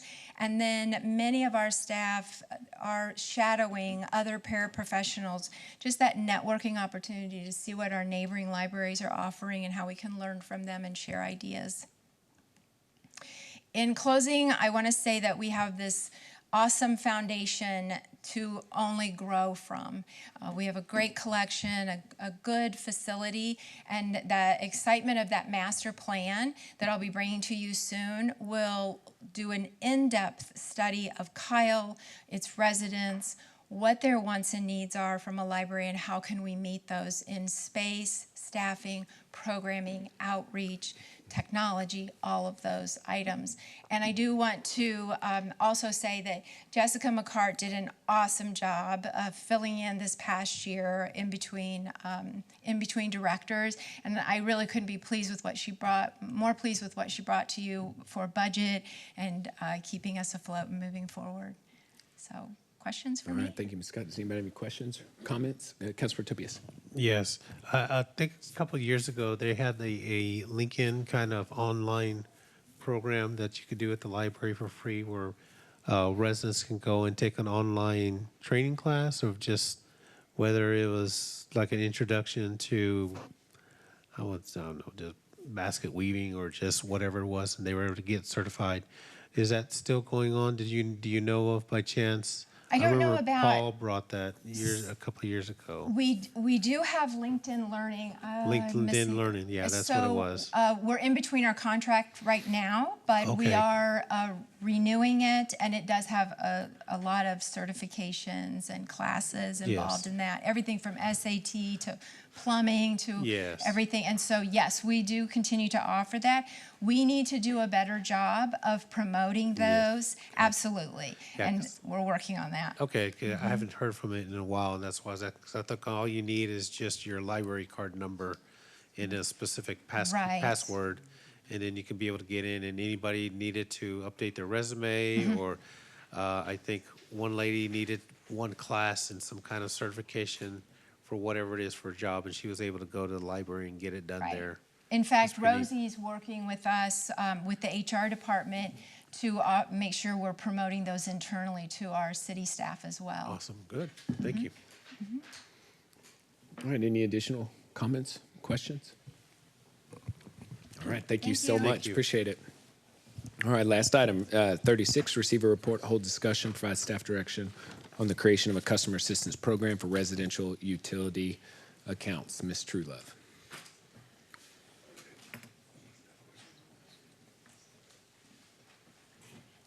Hello again. So we're here to provide a framework and get some direction about a potential customer assistance program for utility billing. At the August 20th council meeting, City Council directed staff to develop a customer assistance program for residential utility accounts. The City of Kyle currently offers assistance to its customers through deferred payment agreements, connections with local nonprofits like St. Vincent de Paul and Southside Community Center, and waiving certain fees when appropriate. We don't typically waive fees associated with consumption or usage or deposits to establish service. Right now, we're looking at 13,814 residential accounts, average water usage of 5,600 gallons per month, average residential utility bill, all services, of $148. And the number of accounts with extended payout agreements right now, or when we prepared this for the last posting of the agenda, was 93. Duration range for those is typically between 2 and 9 months. The purpose of a utility customer assistance program is to provide utility customers additional assistance when they may be experiencing financial difficulties. We looked to our peer cities to see what they had and what they offered. We found Georgetown, San Marcos, New Braunfels, Austin, and Round Rock, all offering financial assistance programs for utility bills. 4 of these programs are managed by a contractual relationship with a third party. All of these programs have income eligibility requirements, and we're continuing to work to bring in more data there, of course. We have 3 primary areas of policy consideration that we want to talk to you about tonight. First is program eligibility, who is eligible to participate, what services are eligible for assistance. Our second policy area is the funding source. How would we fund this program? And then program administration, should this program be administered by city staff or through a partner agency? And we're going to walk through each of these to solicit feedback as we go. So the first one is this policy direction around who is eligible to participate. Staff's recommendation is that to be eligible, City of Kyle customers must meet all requirements identified below to qualify for financial assistance. They must be a City of Kyle utility customer with services provided by and billed by the City of Kyle. They must be the primary individual under whose name the utility account is registered and established. And they must be a City of Kyle utility customer with an active utility account, so not an account that has been closed. When we're looking at policy direction for what is eligible for financial assistance, we would recommend that we continue to not cover account deposits or other service application or new initiation fees, but that we would recommend that the following items be eligible and authorized for use of funds under the program. First being all utility services provided by and billed for by the City of Kyle, which may include utility services for water, wastewater, solid waste, and storm drainage. This would include monthly service charges for utility services and would include assistance on late payment penalties. When we talk about income eligibility considerations, we look at this handy chart that speaks to the 2024 adjusted income limits by household size for the Hays County Metropolitan Statistical Area. Very low income is considered the 30% limit. And you can see by household size how that ranges from 26,000 up to 55,000. And that the low amount would be the 50% limit, ranging from 44,000 up to 93,000. Moderate income is considered 68,000 up to 144,000. We would recommend limiting our program to folks that are low or very low income customers. When we look at this, we would want to consider evidence as we're verifying income eligibility. We would want to consider evidence of enrollment in established programs to verify eligibility. Note, applicability of these programs is dependent on the income level identified by council for this program. So some of these might not apply if you choose to have a higher or a lower program eligibility threshold. Right now, 130% federal poverty level is approximately 30% median family income. So you could take a program like SNAP or Supplemental Nutrition Assistance Program. To qualify for SNAP, you have to be at 130% of the federal poverty level. If someone came to us and was requesting assistance through our customer assistance program, and they could provide documentation showing that they were presently enrolled in SNAP, we would take that as confirmation that they meet the appropriate income eligibility requirements, right? Or supplemental security income, which is 100% of federal poverty level. Other programs that we could consider, we would flush all this out in the program guidelines, would be participation or enrollment in CHIP, the Telephone Lifeline Program, Medical Access Program, Veterans Affairs, Supportive Housing, or Medicaid. As far as how we would fund this, council has the ability to authorize a dedicated funding source annually at an amount approved by council, or you can authorize program funding that is supported by other utility customers by rolling up their bill to fund future participation, right? So if I have a bill that is $25, and I could roll it up to $30, or I could roll it up from $25.50 to $26 to help build a pool of funds to sustain the program over the long term. I think staff would recommend to start this program if council chooses to move forward with it, that we set aside some amount of funding to help seed the pool, so to speak, and that we look at how we can potentially accommodate the second option in the future. We would have to figure out the technology and how that would work with our existing utility billing programs.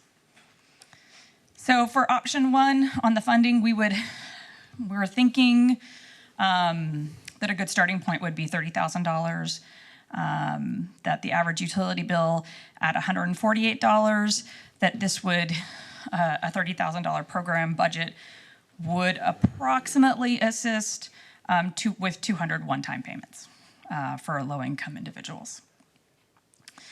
So from the administration perspective, we can authorize the city manager to enter into a contract with a third-party administrator for the program or identify city staff to manage the program on behalf of the city of Kyle.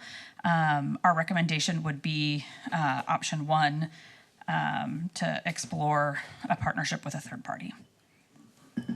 Why do you need a third party to do this? To administer the funds, to do the income eligibility, and to ensure that anybody that is taking part in the program meets the requirements of the program. It is a little bit of a lift. When we look at our peer cities that have these kind of programs, they also partner with third parties. They're able to then better leverage funds where they could maybe get assistance with us and then leverage other agencies that provide financial support in similar situations. Thoughts? Yeah, I guess if you don't mind. I guess if we look at that, Mayor, let's say that we get this program going, and let's say in a year or two, we're able to get a grant for some kind of assistance program, and then it goes up to 100,000, then we could have a third party really take over the funding and making sure that the account is correct, make sure taxes are done, paperwork, transparency, and so forth. I guess that's how I'm looking at it, versus if we had a staff member, then we'd have to provide all the necessary resources for that, the training, the tax code training, and everything else that comes along with it.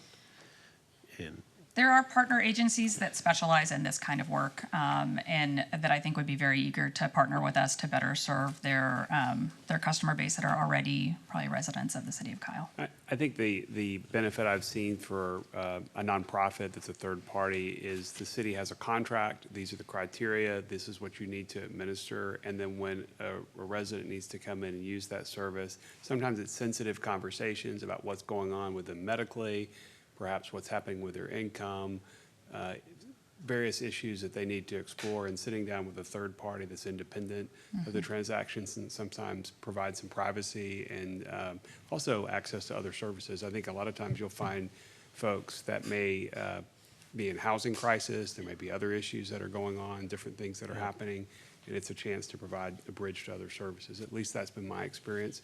Not the only way to do it, but something we could certainly explore a little bit. Depends on how large the program is too, and really how much need we see. Mayor Pro Tem. Yeah, I just want to say, yeah, I'm excited about this. You know, you never know what someone in our community is going through. It could be something as an emergency surgery where they're out for a couple of weeks of work. I mean, you just never know what people are going through circumstance-wise. It could be just a quick layoff, you know, without warning. You just never know. I'm glad we're exploring this. The only thing I really want to clarify on and get a clarification on is we're talking about we don't waive fees, but one of the things I was wondering is I don't want to waive fees for disconnection or reconnection or new service, but the late fee is something that we've got a partner like St. Vincent de Paul or somebody like that coming in to pay for somebody's water, you know, a past water bill. I want to make sure we're not doing late fees on that. And the reason why is that now we're putting the burden on this nonprofit that could be helping more families. A late fee is something that's not hurting us in the city if we waived it. Connection fees, we have somebody physically going out there. I understand that. But late fees is something that we shouldn't be putting a burden on these nonprofits that are trying to help out. And we do waive, in those kind of situations, we do work with the nonprofits to waive the late fees. Okay, sounds good. I just want to make sure that we have that. I kind of want to see it automatic. If we have a nonprofit coming in to pay somebody's bill, I want to make sure that we're not taking on that burden of late fees onto this nonprofit. We could certainly look at that. I don't recall what's in the ordinance. We may have to look at making a change, but I think part of the late fee is to also encourage people to make arrangements and to work with a party to help on assistance and to not wait until you're getting disconnected or before that. I understand on the individual, but once that individual finds that help, you know, I want to make sure that these nonprofits that are willing to help aren't paying dollars into late fees. A late fee is something that we're encouraging people to try to make them pay, right? But now we have a nonprofit that's willing to pay. We want to make sure that we're not putting that burden on that nonprofit because they're not late. They're just trying to help. Right. I understand. Yep. We can certainly take a look. Yep, absolutely. Councilmember Hauser. Quick question. You can go. So is this gonna work as like a one-time assistance for someone who's, for utility assistance? I mean, is this one-time help? So it could be structured as one-time assistance. It could be structured as, limited time assistance. I think it's gonna depend on the circumstances and the need for that particular household. Okay, so I guess if a household is having trouble, difficulty for 5 months, they could receive $144 5 times? Potentially, if the program the need. allows it, if that's the need, if that's how, it's hard to, when we look at the duration, average duration of our extended payout agreements, they are between 2 and 9 months. And so we want to be mindful that when folks are having a financial hardship, it's not often something that is resolved in a month or 2 Right. months. And so we want to, be positioned that we're helping folks. But with a program the size that we're proposing as this initial trial of only $30,000, that's only 200 payments, assuming that they're average sized. And so, there's balance there too. Right. And that can be structured, if that's direction that the council wants to give, that can be structured into the program guidelines. Well, that's how you get to the $30,000 number quicker. Right. Right. If it's multiple months plus late, a single customer could get $1,000 from us. through this I know with St. Vincent Paul, we're limiting people to one time, per year. So that way it gives more people opportunity to help. You're trying to help, you're not trying to support somebody, but I understand people can have things. But yeah, definitely trying to keep a limitation on it because I hate to say it, people take advantage of the system, right? So making sure that we're doing everything we can to help, but not carry a burden on someone. Councilmember Hauser. Yeah. Rosie, what is the time frame for this $30,000? When would this expire? I think we would. When set we it have as- no more money, or at Yeah. what date? Pardon? Or at what date?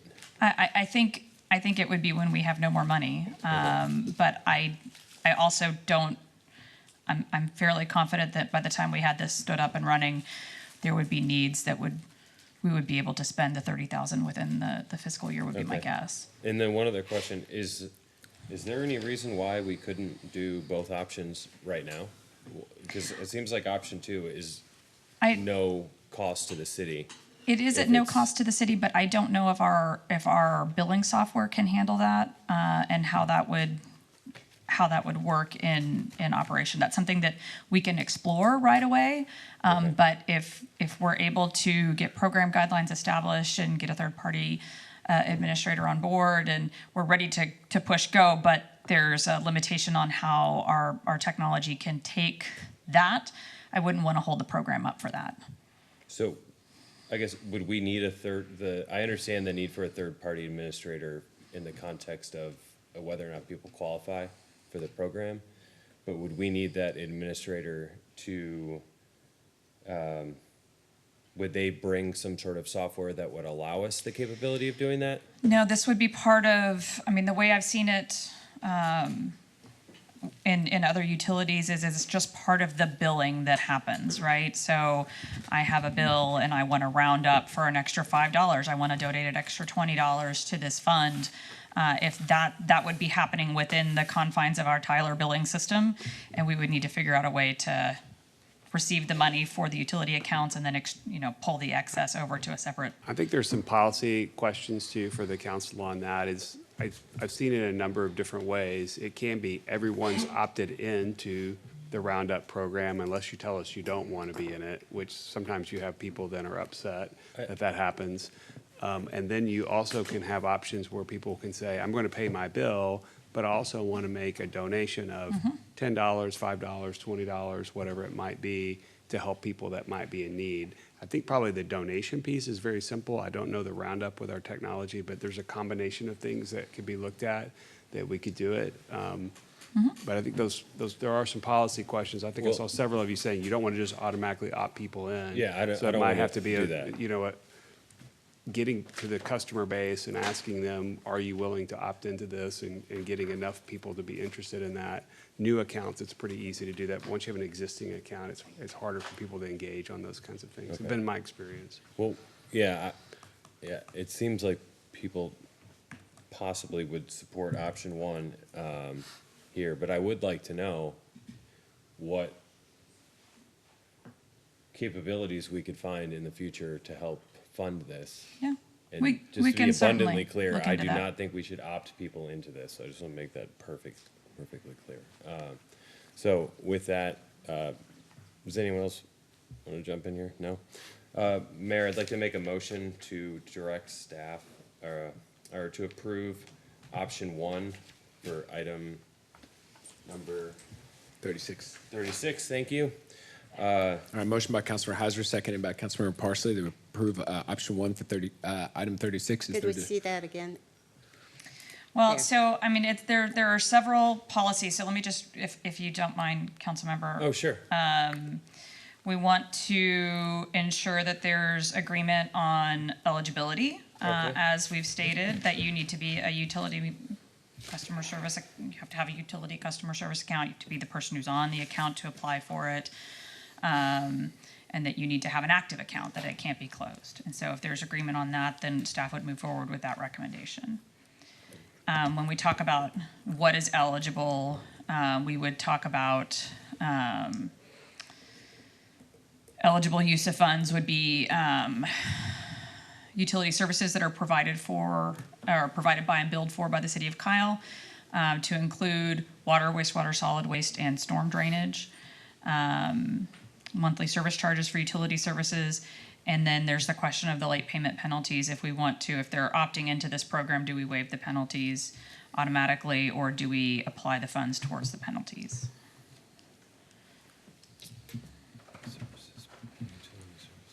Possibly we cap it per person as opposed to thinking about how Okay. you get there. So as opposed to thinking like, oh, which bucket are they pulling out? Like we say, well, you've got X number of late payments, X number of fees, but so the cap that you're eligible, but the max you can get is $250 or $500 or whatever the number would be. Yeah. Then it's a little easier to just get there. Plus we can have a limited exposure per customer, Household, at least in yeah. the initial. Lots of things to consider. The other thing to consider is TDS. So we have a unique arrangement. So the bill that we send out for trash collection is separate. It's a fee that we collect on behalf of a third party, and they have their own. So we have a pretty good receivable system with TDS, but we should just make sure that that's ferreted out so that we don't find ourselves in a position where TDS is charging us because we're the ones who pay TDS based on what we collect. And so you're just going to want to run that trap. Pervez can help you with that because he helped us write that language that works out in our favor. I just want to make sure that we don't run afoul of our agreement with TDS on that. Agreed. Mayor and council, I'll just point out that this isn't a program that we're just going to stand up. We're getting feedback from you guys now, and we will bring this full policy back with the feedback we've gotten to run through exactly how it would work and be approved by council before it was ever stood up. All right, well, Yeah, then on so- that note, let's vote. Yeah. All those in favor say aye. Aye. All opposed. Motion carries 7-0. Thank God. Motion to Rosie, adjourn. I was like, you're gonna make this as difficult as possible for me, aren't you? Well, I know, but I can't help that. Motion to adjourn. Yeah, noted, Brian.